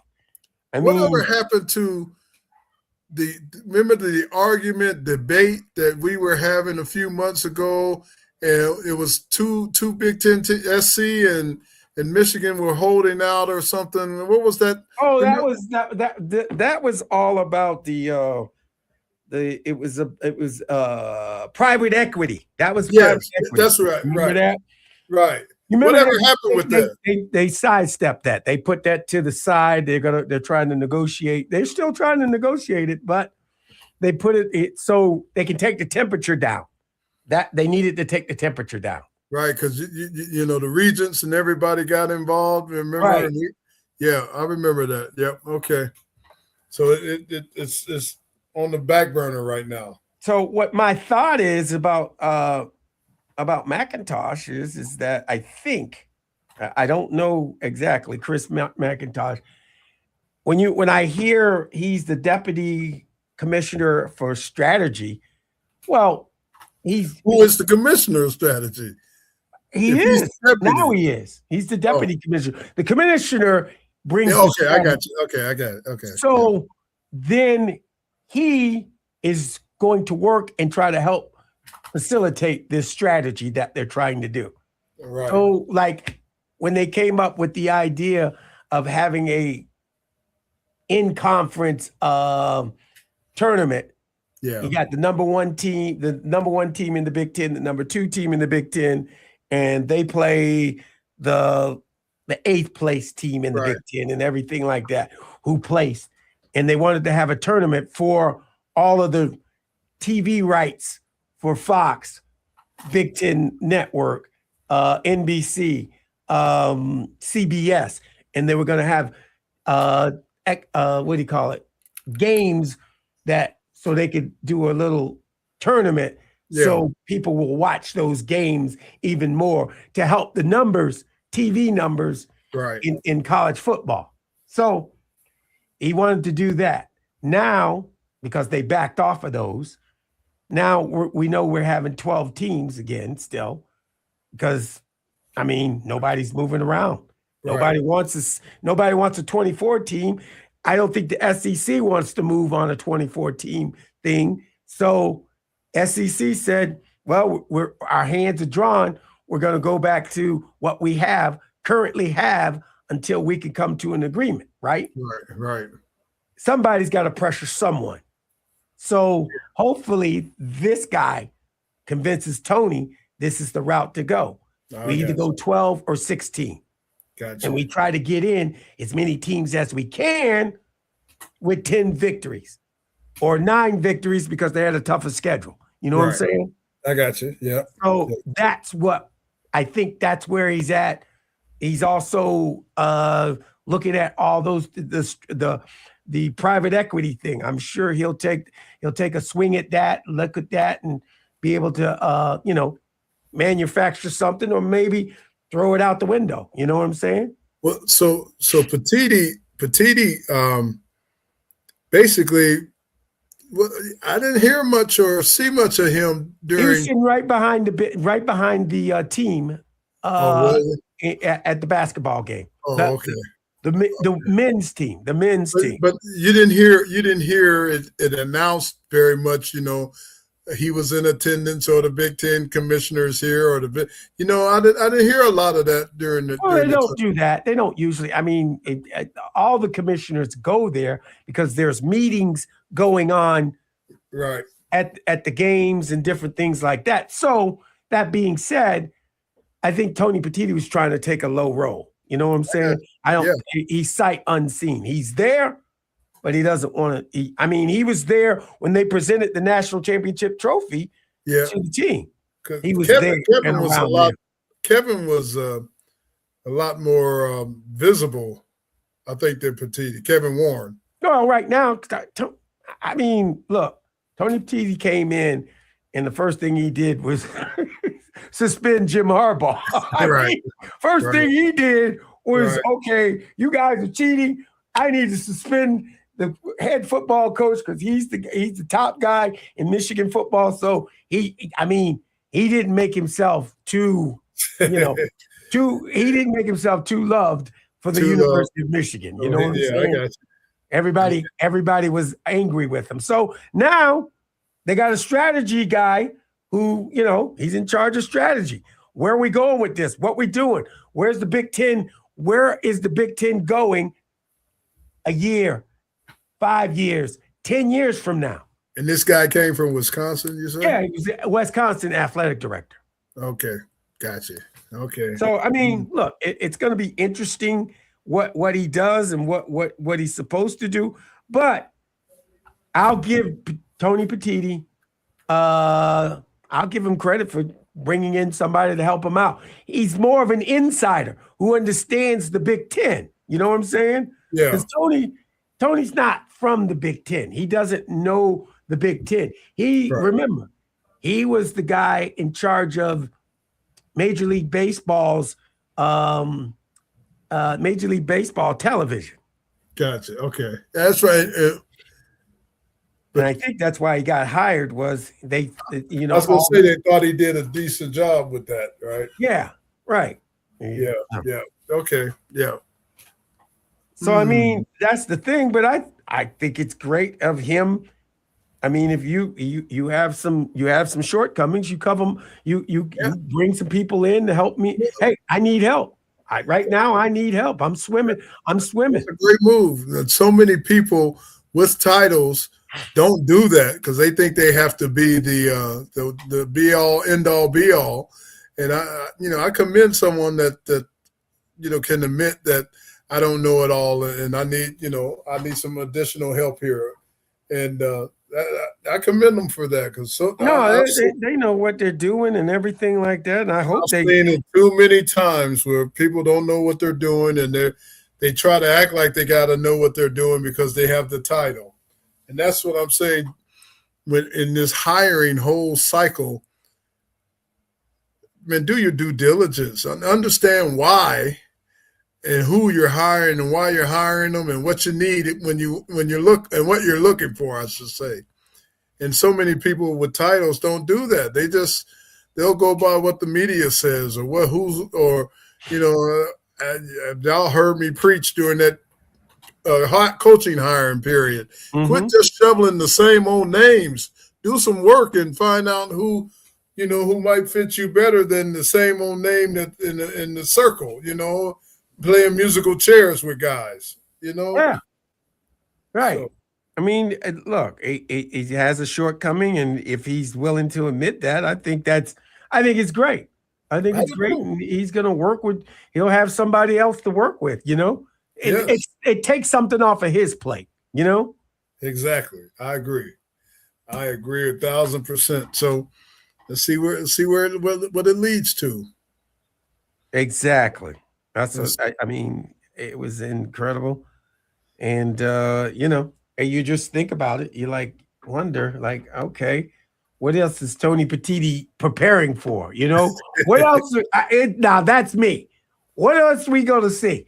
We got the 24 team playoff that nobody really wants. Playoffs.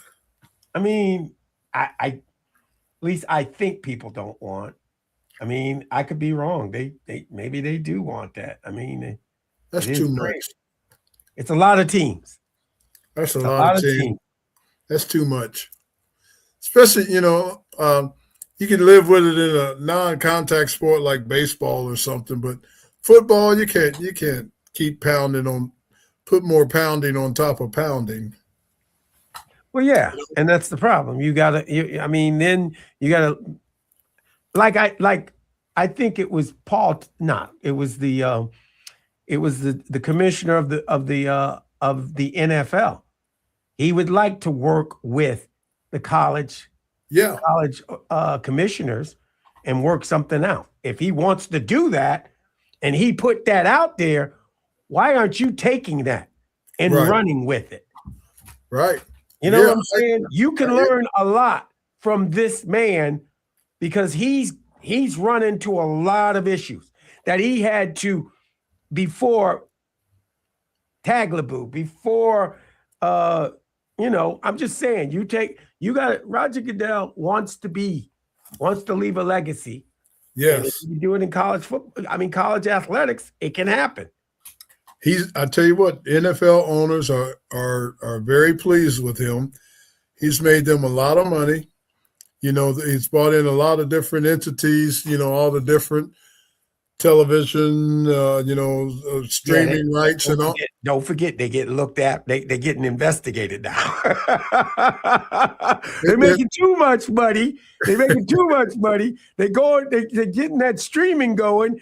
And all I know is when they stream with what do you call it, Amazon, you can get it on. You can still get it locally. You can get it at Fox. Oh, okay. The game is played, and you get it at Fox. So if they do give access to the general public. If you don't have Amazon, it does play here. It may not play in Philadelphia. You gotta watch Amazon to get the Detroit game on Amazon. Right. But if you live in Detroit, Michigan, you can get it on Fox. The other thing, man, I was watching the the UFL this weekend. Mm-hmm. 2 years ago, I was GM of the Orlando team. And, man, I'm looking at that. It's got to be the guinea pig for the NFL. Every few minutes, they brought this lady on who keeping up with all the bets. Right. In that quarter, they had 252. They had 130 yards. The over was this, and then the quarterback threw for 40 yards. No way in hell that will ever play on the NFL show, on an NFL channel. Why you say that? Why? Gambling in that? No. Gambling's already taking it hard. You know it as well as I do. They make a lot of money. Let me say this. They make a lot of money for the league now, and they pay the league well, but that's putting it right out there in the general public. Now, if you talking about that right there. Jamie, it's a different day. It's a different day and time, brother. I'm just going to say this. Nobody's really watching the summer football, the spring. No, that's why I called it the guinea pig. Right. It's the guinea pig for this. I mean, where do you think that the new kickoff rule in the NFL came from? I know. I get it. It's the guinea pig, and I said, wow, if the NFL is even considering going to this. And they're not going to consider that. That is, unless I'm wrong about, I could be wrong, but they overreact when Jameson Williams made his bet on his phone inside the Lions facility and he got suspended. Remember that? Was that overreaction? You know what, Jamie? That's because they can't get a piece of that yet. when they can figure out a way to get a piece of it, Jamie, look, I flashback. We're you the OG and I'm the OG. Right. What did you hear? But you stay out of Vegas. Don't go to Vegas. Don't be caught on the camera in Vegas. We can't talk. We couldn't be there. We could, if you were there, they knew you was there. Now they are there. I know they're there, but I'm gonna say this: they don't want to hear about any bets or anything you doing. They know you doing it. They see your phone too. You don't think everybody thinks their phone is secure and everything. No, they know what you're doing. My word on this, Jamie, is yet.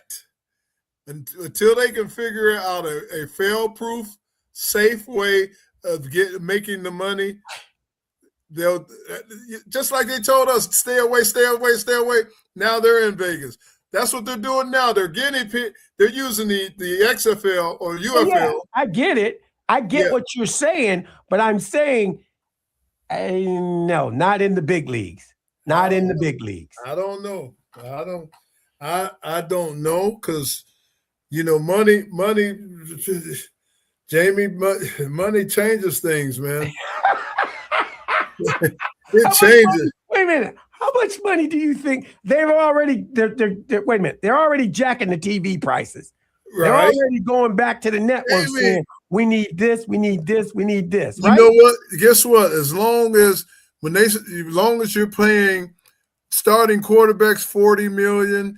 And you need to continue to make money. It's $50 million now. Yeah, my point exactly. Jared Goff averages $50 million now. Yes. Yeah. So now, Jamie, with the salaries and the overhead and all that kind of stuff, they love making that money, man. I get it. I get what you're saying. Something bad could happen if they let that happen. I'm just saying. Something bad. Yes. And you may not be able to come back from it. That's what I'm saying. That's the possibility. You may not be able to come back from it.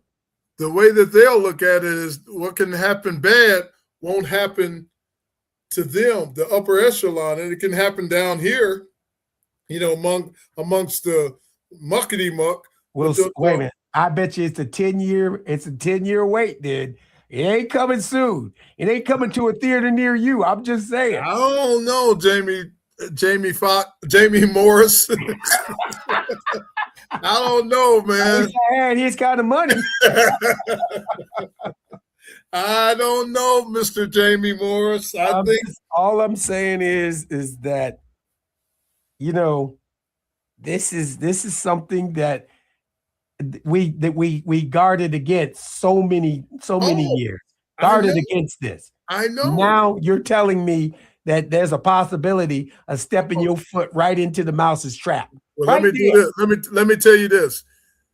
Let me put it this way. Because they do it and they decide to do it, and now not only the current players are even making more money, that money trickles down to the retired guys in our CBA, and we get some of that. Now are you looking at it differently? I mean, you got my attention. You got my attention. You got my attention now. I'm going to say this, and then what? we got to go to a break, and I got to do question of the day. Look, all I'm going to say is this. I hope it doesn't happen for like 10 years, 12 years, 13 years. I just don't want to be around when this happens because it's gonna be chaos. Another fool. Our little pension right now. What if it triples because of it? I said I'm cool with it because then it goes to the kids and everybody and the wife and everything like that. I'm just saying. All I'm saying to you, I get it. I agree with you. If that happens, I'm all for it. I'm all for it. I just said I don't want to be around when it happens because I don't want to hear this guy did this and this guy. Dude, there's more stories about bad things than good things. I got one. I know we're going to go on a break. I can tell you a story from our days. Okay, well, we can do that. We can do that, but I got question of the day. Spring ball is Saturday. Does that entice you to come to Ann Arbor? Are you going to be at the spring ball game? Starts at 2 o'clock, 2 p.m., Saturday at Michigan Stadium. Will you be there? And I'm saying the weather's going to be nice. Will you be there? That's going to do it. We'll be on the other side right now. You're listening to the M Zone on the Big 1050.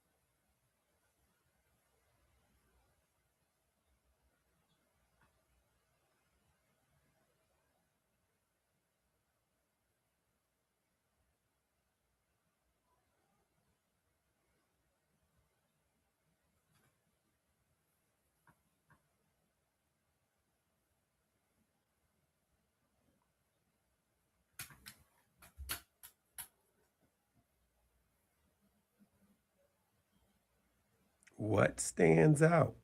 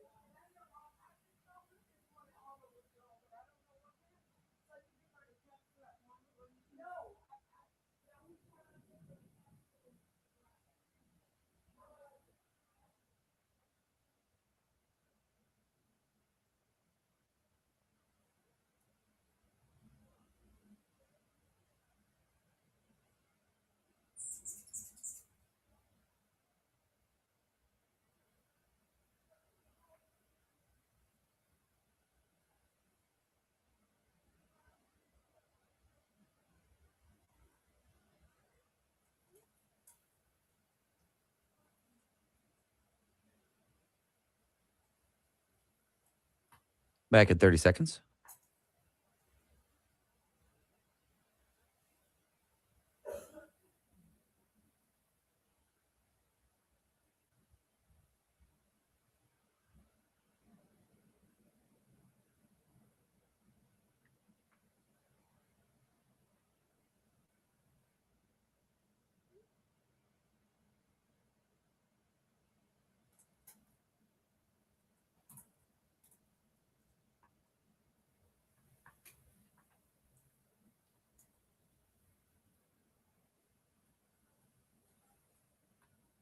All right, stand by.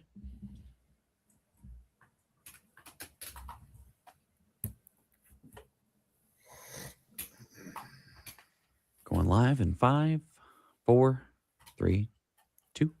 This is the M Zone. And welcome back to the M Zone. Jamie Morris.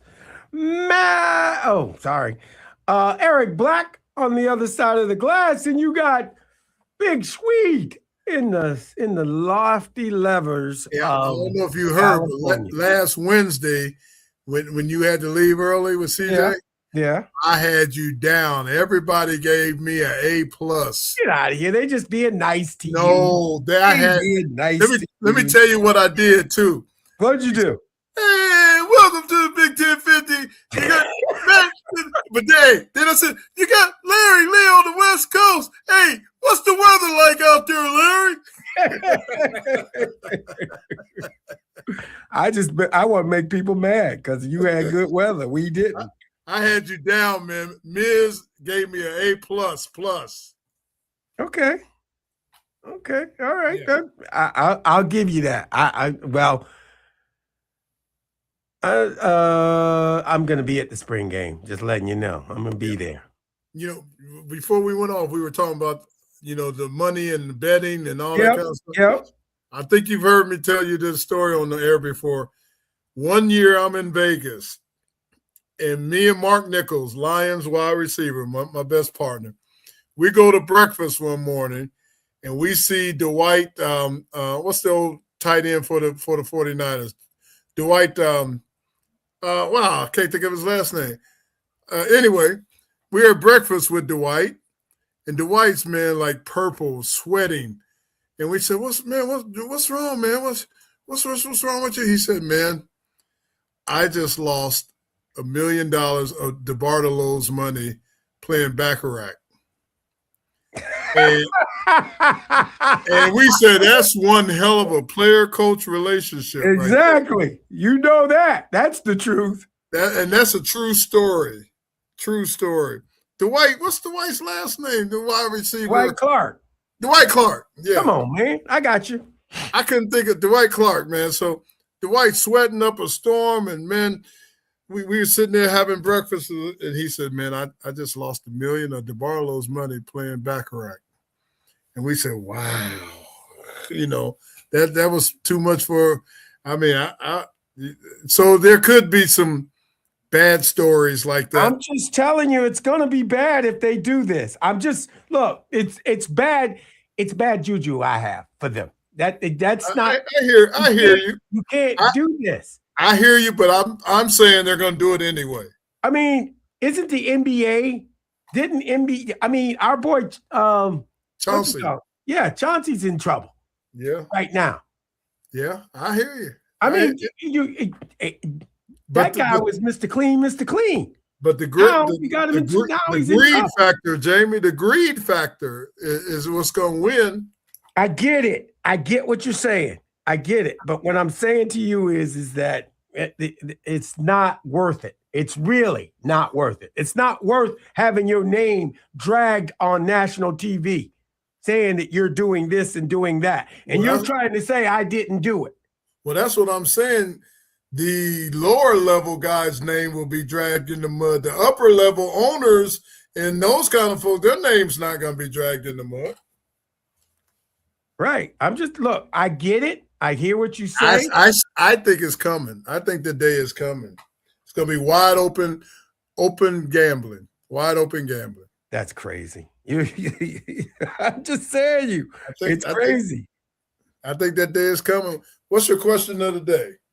Are you going to the spring game? If it's a nice day, are you going to the spring game? Would you come to the spring game? What do you want to see? And what are you looking for? So, speaking of betting, I'm gonna take a bet. Let's have some fun with this. Mustafa.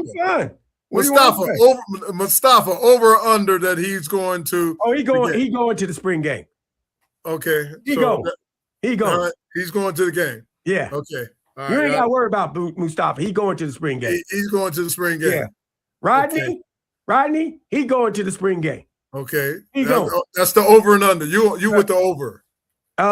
Hadley, he would go to the spring game if he was but local. He ain't gonna go. Right. He would go. Okay. All right. Philly E, he would go to the spring game. Because I know he want to go to the spring game because he want to check it out. Right. I'm Right. just saying. Okay. They all Well, want to see because they ain't seen this coach. They don't know this coach. we need to start our own little friendly bet line. You know, no money. With no No money. money.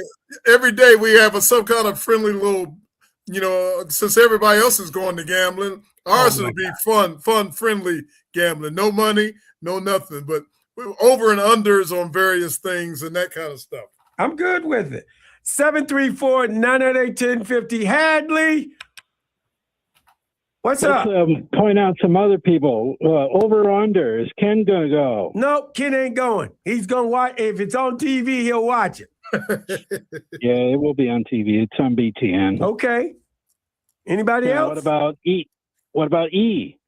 Oh, E's coming. He's coming. And he would bring his son too. Huh? He would bring his son too. Oh, how about Anthony? Anthony, he's gonna watch it. He gonna watch it. Yeah, and then I forget his name. Who the guy who's in North Kakalaki is the coach. That's who He hasn't called Eric. the show in quite a That while. was Eric. Huh? No, who you just said. Yeah, that's who he is. And how about how about Daryl? Daryl's gonna be at the spring game. Because he said he's from my day. He's from my day. He wants to see the team. He wants to see the team. I'm talking about the team. All right. What about Gary? Anyone keeping track of these bets? Gary, I need Gary to call in to tell me about the weather. I was going to suggest that, Jamie, because I may have Eric call him to check on the weather, but I haven't. I hopefully he's listening. Anyone keeping track Gary of these? usually calls into the show once in a while, but he hasn't called in until the weather. He may be mad at us. Could be mad. What would he be mad? What would he be mad about? I don't know. You know, hey, you say I say a lot of things to a lot of people. Okay, and then I know he would make it if he wasn't the world traveler, Danny. Oh, Danny would be there. He would be up front in the end zone if he could be. Regardless what his wife says. Exactly. And then, are you taking CJ with you? Yes. Good. I am. All right. I am. Good. All right. And my daughter too. And my daughter too. So I got to take them both. Oh, all right. Taking them both. Well, you have them both. You're not going to sit up with the beautiful people. You'll just sit in the stands with everybody else. No, I ain't sitting in the stands. I don't sit in the stands. Oh. Oh, well, if it's a nice day, Jamie, if it's a nice day, you know what, Hadley? If it's a nice day, I'm going to be in the stands. So are you going to have a mini tailgate? No, I'm not having a tailgate. I'm walking over. Do they tailgate for the spring game? They do. No, they don't allow it. There's no tailgating in the parking lot. No parking. No tailgating. Now, are they going to allow parking on the golf course? Do you know? Hell no. They trying to make money. The golf course gonna be open. Right. I ain't saying, hey, you got Pioneer parking. Come on, Hadley. No, I know that. But are they going to charge for parking where Chrysler is? It could be $5 or $10. I don't know if they raised the prices. I haven't paid for parking in a minute, Hadley. I'm sorry. You know, and Jamie, we were talking about football all this time and stuff, and I remember you telling us that I used to buy the football programs every time I went to a game. And, you know, every year you go there, they raise the price a little bit more and a little bit more. Now they don't even sell the programs anymore, do they? No, I mean, they sell programs. You can get a program. They always regular programs. Yeah, I think standard program that's like $8 or $9 now. Yeah. I get the price, Hadley. It's a big book. Yeah, I mean, you get to see all the colors and pictures. Maybe your last time coming to Michigan Stadium or your first time coming to Michigan Stadium, you know? No, yeah, I'm just talking about the regular football program that has the lineups in the middle of the page, you know, the middle of the book, and you can keep track of everybody. Those aren't very expensive. Those were, in my time, $5-6. Right. Yeah. And they still sell. I thought I heard they weren't selling those anymore. I will follow up with the sports media guy and see if they're still selling those. Yeah. So let me ask you your opinion on this. For the basketball championship they did on Saturday at Chrysler, Uh-huh. was it right? Was it right for Michigan to charge people to come to see it? It was for the NIL, so yes. Student athletes. That's what they said. You're donating money. All that. You're getting charged, but that money goes back to the student athletes. Right. I knew that. They said that quite a few times during the event and stuff. Right. But for some reason, also I heard it was not a sellout. Like half the crowd showed up. Okay. I mean, Hadley, a lot of people. It's a Saturday, and it was a beautiful Saturday at that. Did you go? I did not go to the parade. I stopped by and saw some friends at the thing at Chrysler, but I did not stay for the whole thing. So I did not stay for the whole thing. But did you go inside and watch it? I went inside and said hi to some friends. Okay. So how was the crowd then? Would you guess? It looked like it was a good crowd. A good crowd. No. Was it sold out? Was it like football? No. Was not like the football thing. But they took a lot of pictures of Chrysler and it showed a lot of empty seats. That's what I heard. Hadley, I get it. No, it wasn't a sellout. It was not a sellout. Okay. Okay? Well, all I'm saying is that I can understand why Michigan would do something like that with the money for the students. But the university has money? They have donors and stuff like that. A lot of people did not like it when they charged for this event. I got you. They didn't do it for football. I understand, but nowadays it's the NIL, and they're trying to get money for the student athletes. So if you wanted to see the national championship, Michigan Wolverines, it costs money if you wanted to do that at that event in Chrysler Center. Well, you got a chance to see the banner get raised. Are you kidding me? Usually they do that at the beginning of next year. They did it this year. The NIL was sort of, in fact, when we won it in the football championship, wasn't it? Was the NIL kind of around? Yeah.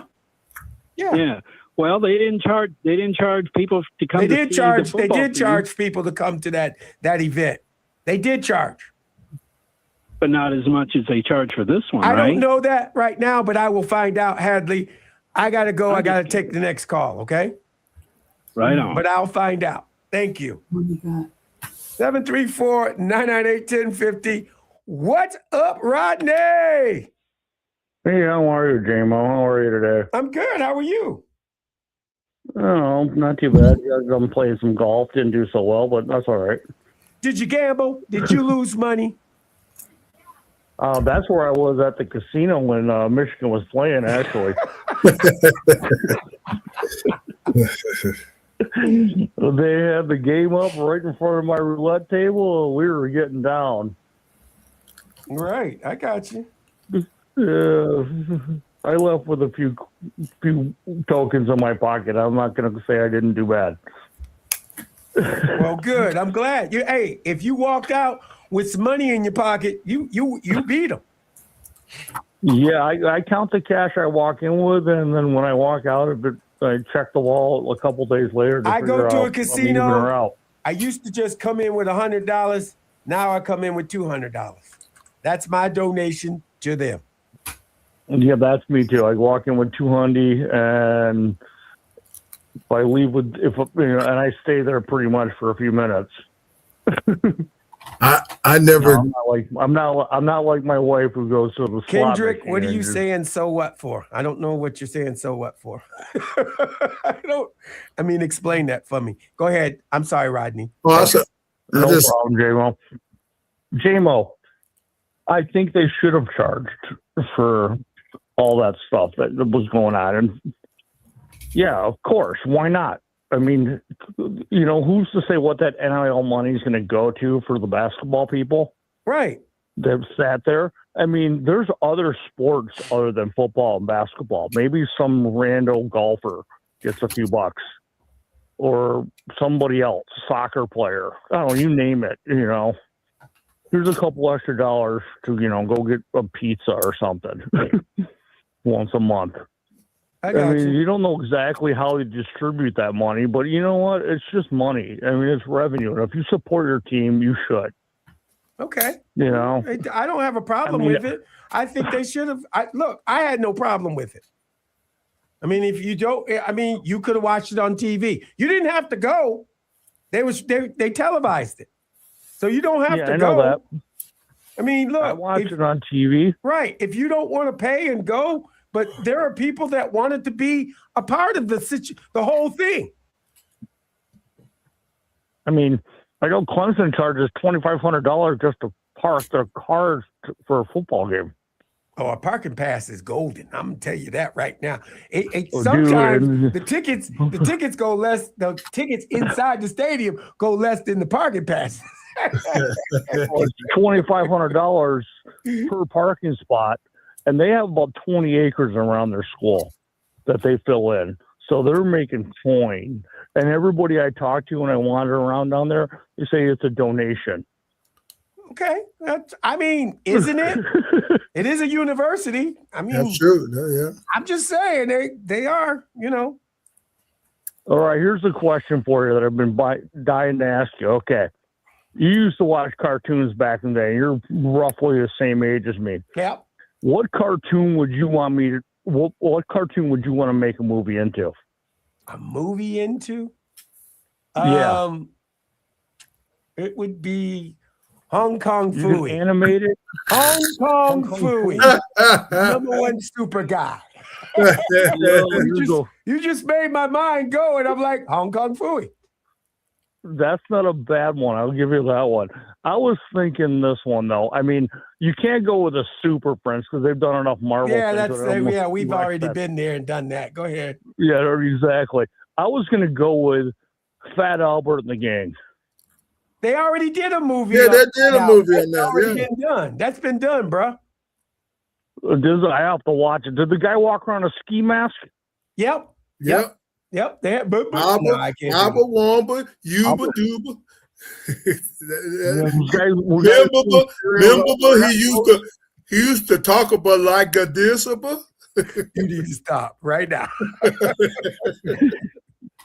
You know it now, don't I? I haven't talked to Big Sweets and stuff. Who the Lions going to? That one. I'm sure everybody has a Saturday show that you got one, Big Sweet. Yeah. Go ahead. Underdog. I like that. Yeah, Underdog. Yeah, that was a good one. Speedy Gonzalez was pretty good too. Jan Stevens. This one was kind of serious. I'd like to see Speed Racer as a movie. It came out. It already was. It happened. Yeah. They had two of them. Actually. Two of them made. I mean, Speed Racers had them. I missed that. And everybody thought Racer X was Steve's brother. Oh, but not in the movie. It wasn't. I missed that. So the Lions are going to draft an offensive line, which is not a bad play, and everybody wants an edge rusher. But I think the edge rusher, I think Hutch is fine. We just need you can get one off free agency. They just need to get it done. They need beef in the middle. I agree. They need to the Baltimore Ravens defense was centered around one dude, that funky dude with a big nose who's dead. All you need is a glue. All you need is a glue guy. You need a glue guy. Yeah. You need a glue guy. He was like a blob. Yes, he was a blob. Glue he took guy. up everybody. Need a glue guy. Get it done. Go get that guy from the Tampa Bay Buccaneers. What's his name? He's I think he's Pacific Islander. Oh, yeah, I know what you're talking about. Yeah, big guy. Big guy. He stuffs up everything. Yeah. I know his name. I think there right now. Yeah. I'll look it up not at halftime. Excuse me. J-Mo, one day you need to hit your brother up or you. I want some LT stories. I know. I'm sure. I can't tell. Sweets has got a few. I can't tell you. This is not that kind of show. No, I cannot tell you that kind of. I mean, LT should make a movie for himself. LT should make a movie. I am not lying. That's a great idea. He should make a movie for himself. He would make so much money. He would make so much money.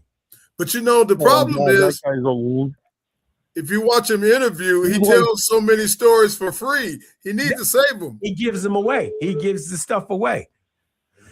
The guy, he's like the football de facto of Dennis Rodman. There you go. He pretty much is. Yeah. But I'm not talking about LT anymore because I ain't getting my butt kicked because he'll say, little Jamie, little Joe, I'm coming to get you. that was my classmate and roommate at the East West Shrine. Big Sweet, did you block him? Did you have an opportunity to block LT?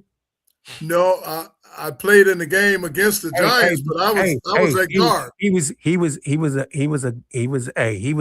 a guard, and LT didn't run over him. He ran over that tackle though. He ran the hell over that tackle. Yeah, you're talking about Homer, big Homer. He slung Homer.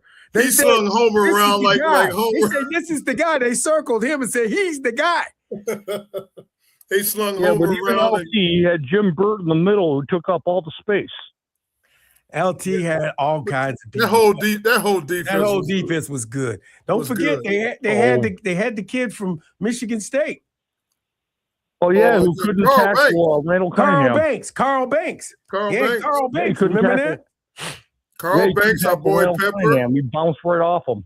Well, Randall Cunningham can bounce off anybody. I'm just saying. I gotta go, Rodney. I gotta get a call before the break. So I'll talk to you tomorrow. Yeah, get in. Thank you. We'll talk later. Yep. 734-998-1050. Daryl, what's up, Daryl? Hey, man! I'm just listening to you guys as I'm driving home. But yeah, it's good. Hong Kong Phooey, huh? That would be a good one. That would be. Come on, Daryl. You wasn't a Hong Kong Phooey guy. I said it would be a good one. I think it would be. But I thought they did Underdog, though. Did they do Underdog? I thought they did Underdog. I don't know if they did an Underdog. If they did, I didn't see it. It must have not been either. Yeah, must have not been good. You're probably right. That would be good. That would be good. And yeah, I mean, they made in our day they had Herbie the Love Bug. Everybody used to love Herbie. Disney made a mint off of that damn bug. I was a big Bugs Bunny guy, man. Some of them running around too. I was a big Bugs Bunny variety hour guy, you know. Oh yeah, Bugs Bunny. Yeah, I would love to see Bugs Bunny somehow if they could do that somehow, but I don't know how they would do it. But wait a minute? Didn't you see Michael Jordan play with Bugs Bunny and his crew? I mean, they did the movie. I did. They did the movie, didn't they? I did. I mean, the man was playing with Jordan with the Jordan shoes. I mean, and then got with LeBron. LeBron played him too. So, damn, they had two movies. That wasn't like Bugs though. That was like I'll give you that. I'll give you some. I'll give you some of that. Yeah. But yeah. So. The other thing, I'll make some more comments. I certainly, I didn't go to the basketball event. Right. I mean, it was real nice though. But I do donate sometimes because you never know by donating to the basketball team or something or the event that they have to the basketball team, that might let the university do something else with some of the other money and allocate it to some of the other students. So. I mean, I don't know. I mean, I like seeing gymnastics win championships. Right. I like seeing championships happen with the basketball team and the football team. I like that now that everybody can pay, we all of us who support the Wolverines can pay a little bit and we can stay competitive with everybody else. I like that. Like some of those other universities and schools, now when they promise to pay somebody, they got to pay them. Right, so we can do the same thing, but pay, right? So I don't know. Maybe it's just me, but the years of exploitation seem to be over for me. And let's just pay these kids. Let's Let me rephrase that. These Let's young pay these young people. adults. Yes, young Young adult people. Let's pay these young adults for doing work that they done. Just that simple to me. If you want something other than that, then yeah, that's a whole nother conversation we need to have, right? Because you can't continue to exploit people that way. Those days are over. And yes, I do plan on going to the spring game for those reasons you said. I want to see the new coaching staff and how things are going and the way we may potentially play. I want to see how organized they are. I want to see if everybody's jumping to a hop when the coach blows the whistle.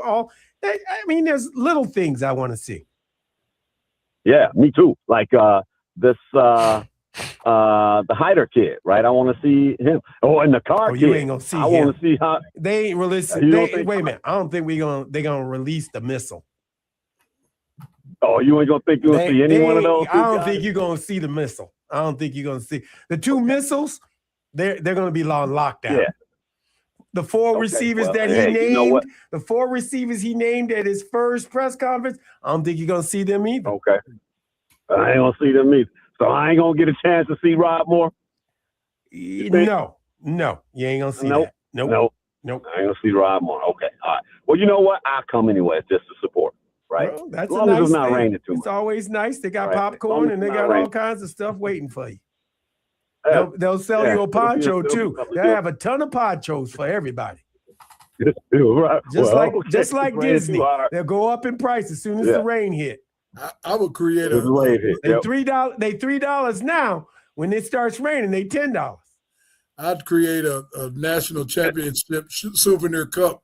We should. I mean, that's a quick turnaround, though, bro. It's a quick turnaround. Hey, that's okay. I'll bet somebody over there thinking about it. They'll do it. I bet walking up to the stadium, somebody's gonna have something. I mean, I would have the basketball team come out on at halftime on the field. Yeah. Why not? Take a bow, boys. Why? Yeah. Why not? I know. Yeah. So no, me personally, and the hockey team. And the hockey team. That's right. I like where we are. I like where Michigan athletics, where we are right now. And if you ask me, I think it's about time. The pendulum has swung a little bit too far. Maybe I know we can. I give people some of that too. Maybe it has swung a little bit too far in paying the athletes, but at the same time, you got to pay them, right? It's been too long, and I think you just got to learn how to live with it.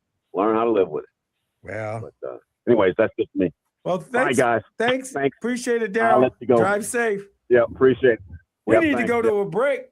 On the other side, Philly, hold on. We got you. Anybody else? You got the phone lines are open. 734-988-1050. 734-988-1050. You're listening to the M Zone on the Big 1050.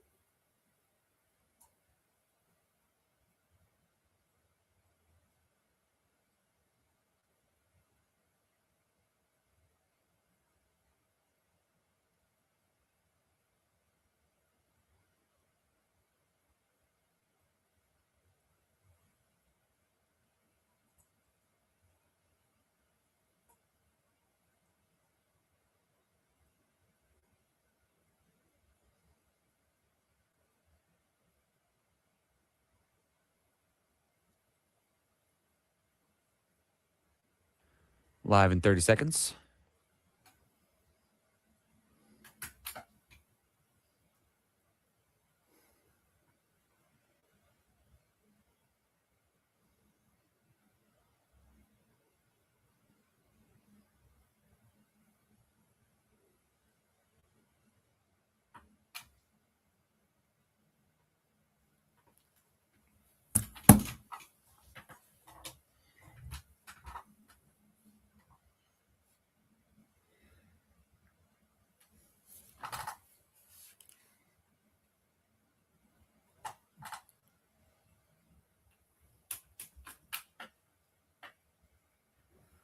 Going live in 5, 4, 3, 2.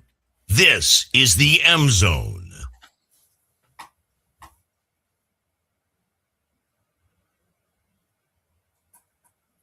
Larry Lee in Cali, California. Look at California. 734-998-1050. What's up, Tony? How you doing? Oh, pretty good, Jamie. You know, I'm the guy that always talks to you about that famous place of Laurie's with the Rose Bowl. Yeah. Okay. I know. Yeah. Okay. Well, Henley was right. There used to be, a program as you entered the stadium. You know, they had, ambles or whatever you want to call it. They had students selling programs, which were about, I don't know, between 20 to 30 pages thick. Mm-hmm. And so I've had tickets since 1968. Wow.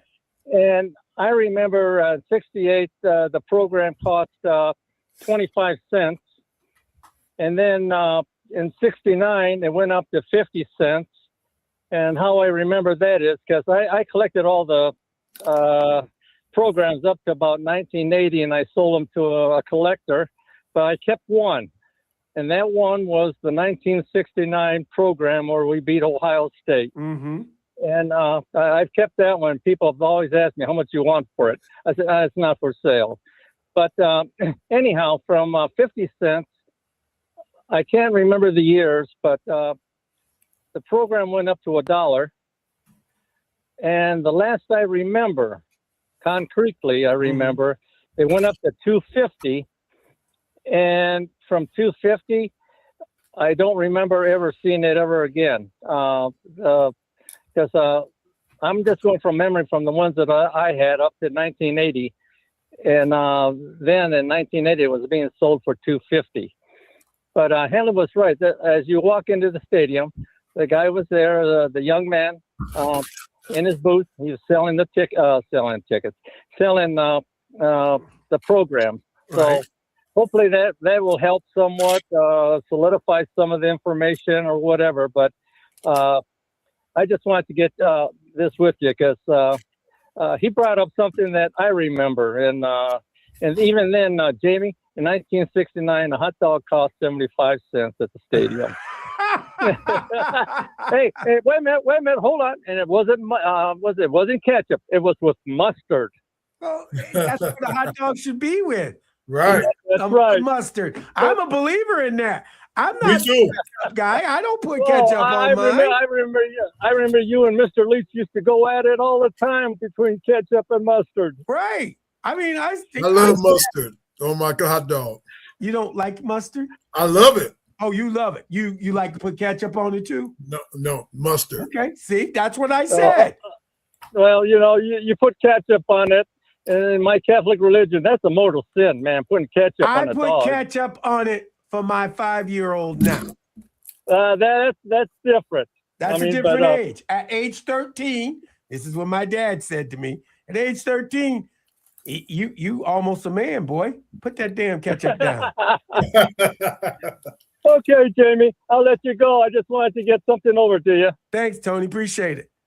You take care. You too. 734-998. What'd you say? In reality, I'm a chili, onion, and mustard guy. You want to put chili on it? Chili, onion, and mustard. A hot dog does not belong with chili. Yes, it does. Not in a sandwich. Not in a sandwich. In a Detroit, a hot dog should be cut up and put in chili in a pot. No, a hot dog in Detroit Well, yeah. is chili. That ain't mustard. chili what they serving. They call it chili, but that ain't chili. Chili, mustard, That and is onions, not- sir. That is not chili. I can't believe you even believe That's it. a Detroit Coney dog. It's a Coney dog. It's not a chili dog. A Coney dog. So remember what you're saying. It's a Coney dog. It's Right. not a chili dog. So when you're in the city of Detroit Right. and you go to Lafayette, Yeah. or you get chili, mustard, and onion on. I don't get no chili. I You don't get a Coney dog. I said, give me a Coney. And they give me the stuff with the stuff that comes on the hot dog. They don't give me chili. Chili is made with beans and all kinds of meat and chili, everything like mustard, and onion on my Right. hot dog. No, if it's a Coney, you ain't getting all of that. That ain't chili. That's not chili. So what is it? Meat byproduct. I'm just saying, I don't know what it is. 734-998-1050. Philly E, help me out. Well, you're not going to like me. Listen, I'm too lazy to make them. You put ketchup I'm on too lazy your to stuff make too. them, but chili dogs are off the chain, man. They really are. No, do you like chili dogs or do you like Conies? I don't even know. I mean, I've heard of a Coney. I mean, I'm from Philly. I don't want to, Coney Chili schmony. dog I don't is like a it. Coney, Jamie. No, it's not. It is. We don't call it chili dogs. We call it Coney dogs. But it's with chili. Oh my God. We're Yeah. gonna have to call Lafayette. When Miz comes back tomorrow, Wednesday, we're calling Lafayette. We're gonna ask what they have in their pots. All right. Well, Is it chili? I'm lazy. I'm not going for all that, but I will put relish on there with the mustard as well. Mustard and relish is outstanding. Mustard and relish. I'm cool with relish. I don't have a Cool problem with with relish. relish. Relish. Cool with relish. Do you like onions on it too? Some people like onions on it. I mean, listen, that's just extra work. The other two are right in the freaking jar, slap it on, and there it is. You know what I mean? My kind of guy, Philly E. Chopping up onions. they I'm cut not making you a up some production. onions- It's a freaking hot dog. Okay, You know what I mean? fine. You don't have to have all of As it. long I'll as tell you gotta- what else, Jamie. you gotta I cook like them them Jones plain well, though, sometimes. man. I mean, I like them almost black. I like my hot dogs. You want yours Really? cooked. You want it cooked. I want them cooked. Okay. All right. I tell you what, sometimes I just want hot dog and a bun. That's it. You just want a plain old hot dog. Plain on hot dog.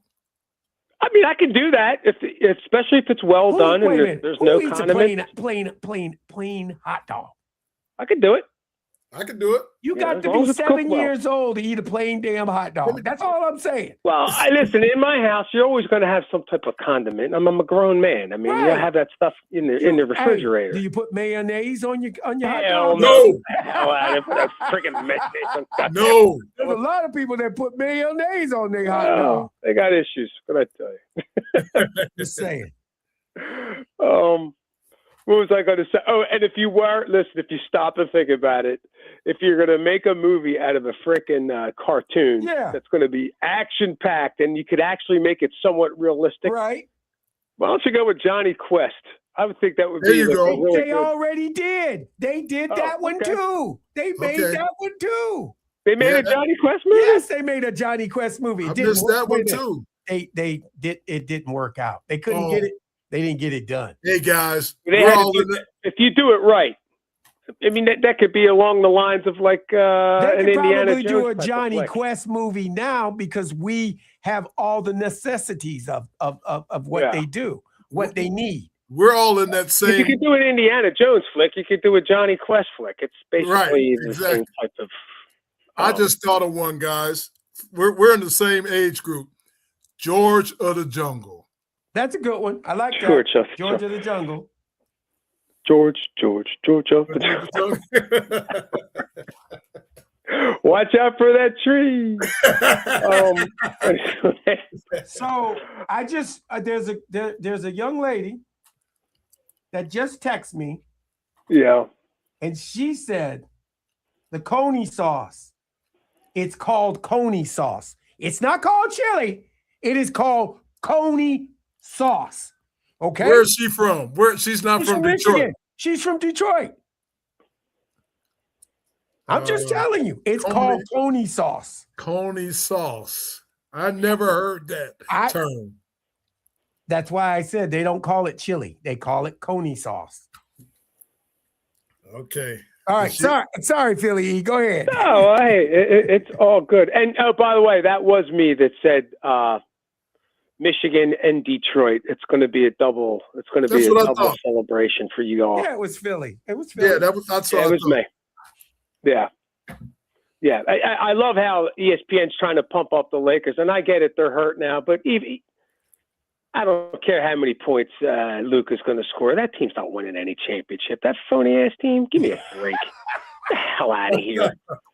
Yeah, AR-15, really? That's your number 2 option on a championship team? Wow. Oh, hell no. Oh, my God. That's your number 2 option on a championship team? Oh, hell no. Give me a break. I tell you what, Philly, I know I'm old school. There was no better time to be in Los Angeles back in the day when the LA Lakers was Showtime Lakers. Was it Magic Johnson or Kobe? Magic Johnson or Kobe? Okay. Magic. No, that's not even close. The Lakers of the 80s. Forget Kobe and Shaq. Forget that. No. That's right. Lakers of the 80s. Wow. Not even close.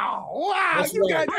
Look at the Celtic team they had to go up against, and look at the Celtic team that Kobe and Shaq went up against. I mean, what are we talking about here? That's right. Preach. Philly, preach. Plus, not to mention you still had the Sixers with Andrew Toney, Dr. J, Moses Malone, my man Frankenberry, Bobby Jones. He looked like Frankenberry. Yeah, he looked like Frankenberry, right?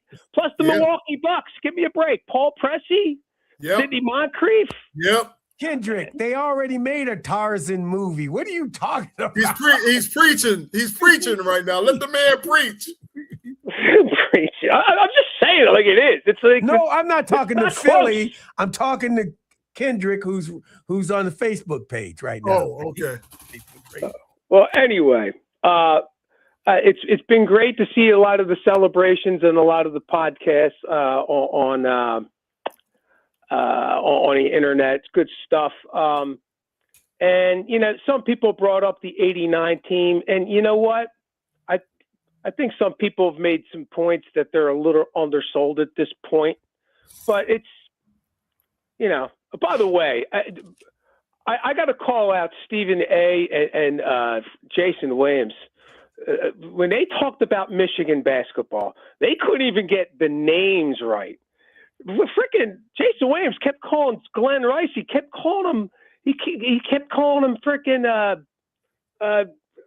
Glenn Robinson. He wasn't born yet. Jason Williams. Jason Williams wasn't born yet. You can't be on national TV showing your ass like that. He did it like 4 times.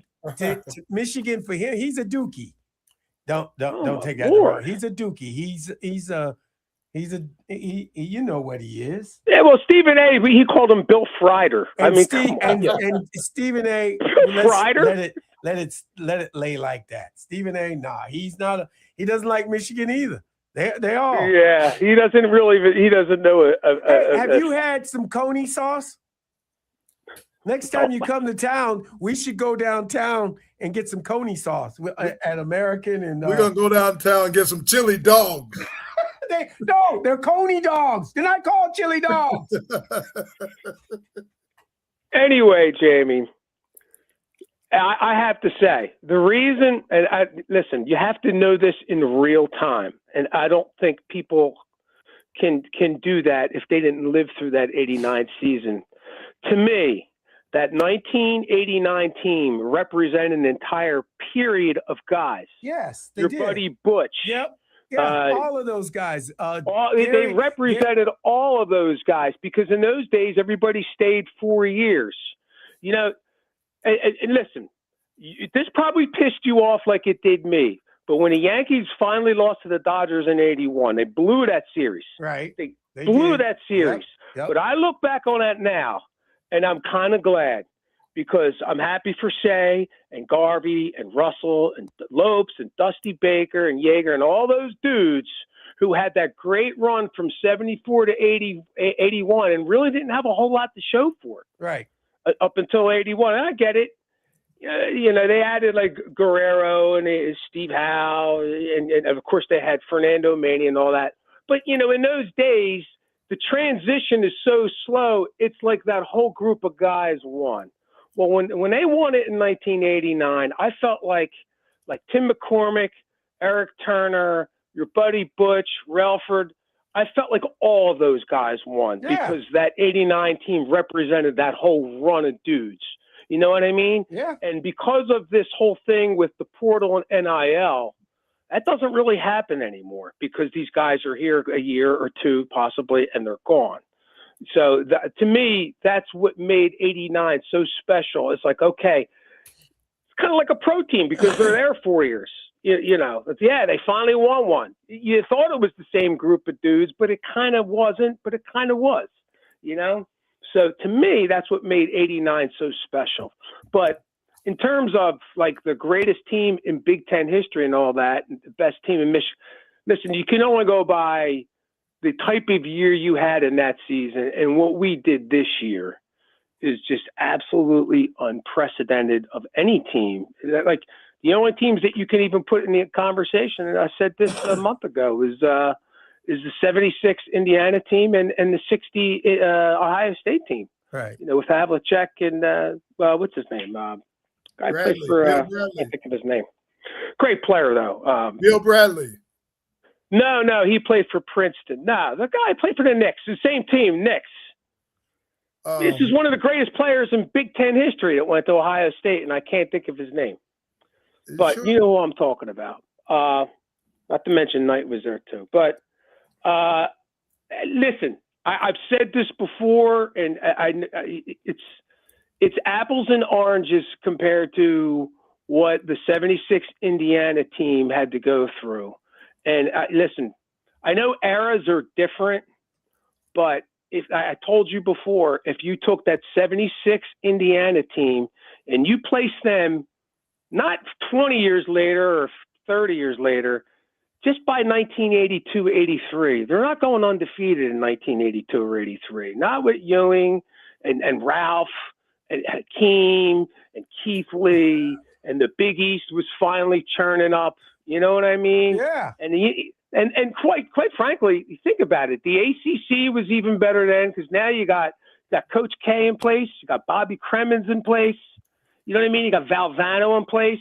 Even in our own conference, by then, Ludu had it up and running. Gene Cady had it up and running. Frieder finally had it up and running by 84. George Raveling had it going. Well, that was still, what's his name at the time? Lute Olson was still in the Big Ten by then, I think. But then he was replaced by Dr. Tom eventually. Right. Oh, well, no, wait. George Raveling got there. You're right. I think he was there by 84, 85. Right, Probably he was. Right. Yeah, because Lute went out to Arizona. Right, that's why I don't think he did a very good job at Iowa, if you want to know the truth. He got them organized. He reorganized them. But, in those days, and I said this before, like someone brought up Michigan State. I'm like, are you kidding me? Magic Johnson had to go through Penn and Indiana State for a championship. Give me a break. Like, what second planet are you living on right now? No. And I said this, and Sweet, this is no disrespect to your Bruins, but college basketball prior to 1982 or when it was just UCLA, you definitely had teams like Drake, St. Bonnie's, UNC Charlotte, New Mexico State. I mean, these teams made Final Four runs. Cornbread that wasn't going to happen by the early 80s. Cornbread Maxwell was the man. don't forget. Yeah, but my point is, by 82, with the growth of television, I'm talking ESPN, and the Big East and all the other conferences, basketball was just different, man. Yeah, it just became so much more athletic. Just think about the iconic names. I didn't even throw Jordan in there. Chris Mullen. I mean, this guy's just incredible. The Pearl. The name you were looking for. And I'm not talking. We're talking from 76 to 84. That's not a big time period, dude. He's got a name for you. Go ahead. Go ahead. The name you were looking for, Jerry Lucas. Yes. Yeah, he's arguably the greatest player in Big Ten history. Yes. You can make an argument. Yes. You can make a very strong argument. They went to 2 finals back-to-back years. They lost the second year in '61. They ran the table and then lost in the finals. Yep. But Well, you can make an argument he's the greatest Big Ten player of all time. To prove your point, Philly E, you were right about the caliber. I mean, hell, '68, University of Dayton played UCLA in the championship they did. game. They played Kareem or Lou Alcindor. But here's the thing, and I think I brought this up to Jamie before. The period after Wooden retired, right after '75. So you go from '76 to '81. Bobby Knight has 2 championships in there, but college basketball, you didn't have the big dog anymore in UCLA. They were done. I mean, they kind of were, but Gene Bartow was definitely not John Wooden, even though he did some nice things at UAB. My sophomore year, that time period between '82, or I should say before '82 and after '75. Again, look. You freaking Penn. You got Penn in Indiana State in the Final Four. It was. So my point is just the landscape in 1976 for Indiana was nothing that it was going to be by 1984, and we're only talking 8 years. That's not it's not a lot of time, but I think basketball changed, and of course the collateral damage to all that is. The athletes that were going to go into boxing and going into baseball, you saw a slow shift of all that because obviously ESPN, college basketball boomed. Al McGuire up at well, there's another one right there, Marquette. Think about that. Yeah, Marquette won a national championship. Yeah, sure. I got you. Yeah. Played North Carolina. 79. My sophomore year, Louisville beat UCLA in the final. Yeah. Well, and that's another team. Louisville had. Let's face it. Denny Crum really had it rolling by. I got to count you out now. I got to count you out now. We got to go. I'll talk to you later. Go Blue. Thanks. All right. That's gonna do it for the M Zone today. I hope you enjoyed yourself. We gave you old school stuff, and I mean, chili dogs. No. It's corny dogs. Anyway, you're listening to the M Zone on the Big 1050. Speaking of which, I might go have me a dog with chili on it.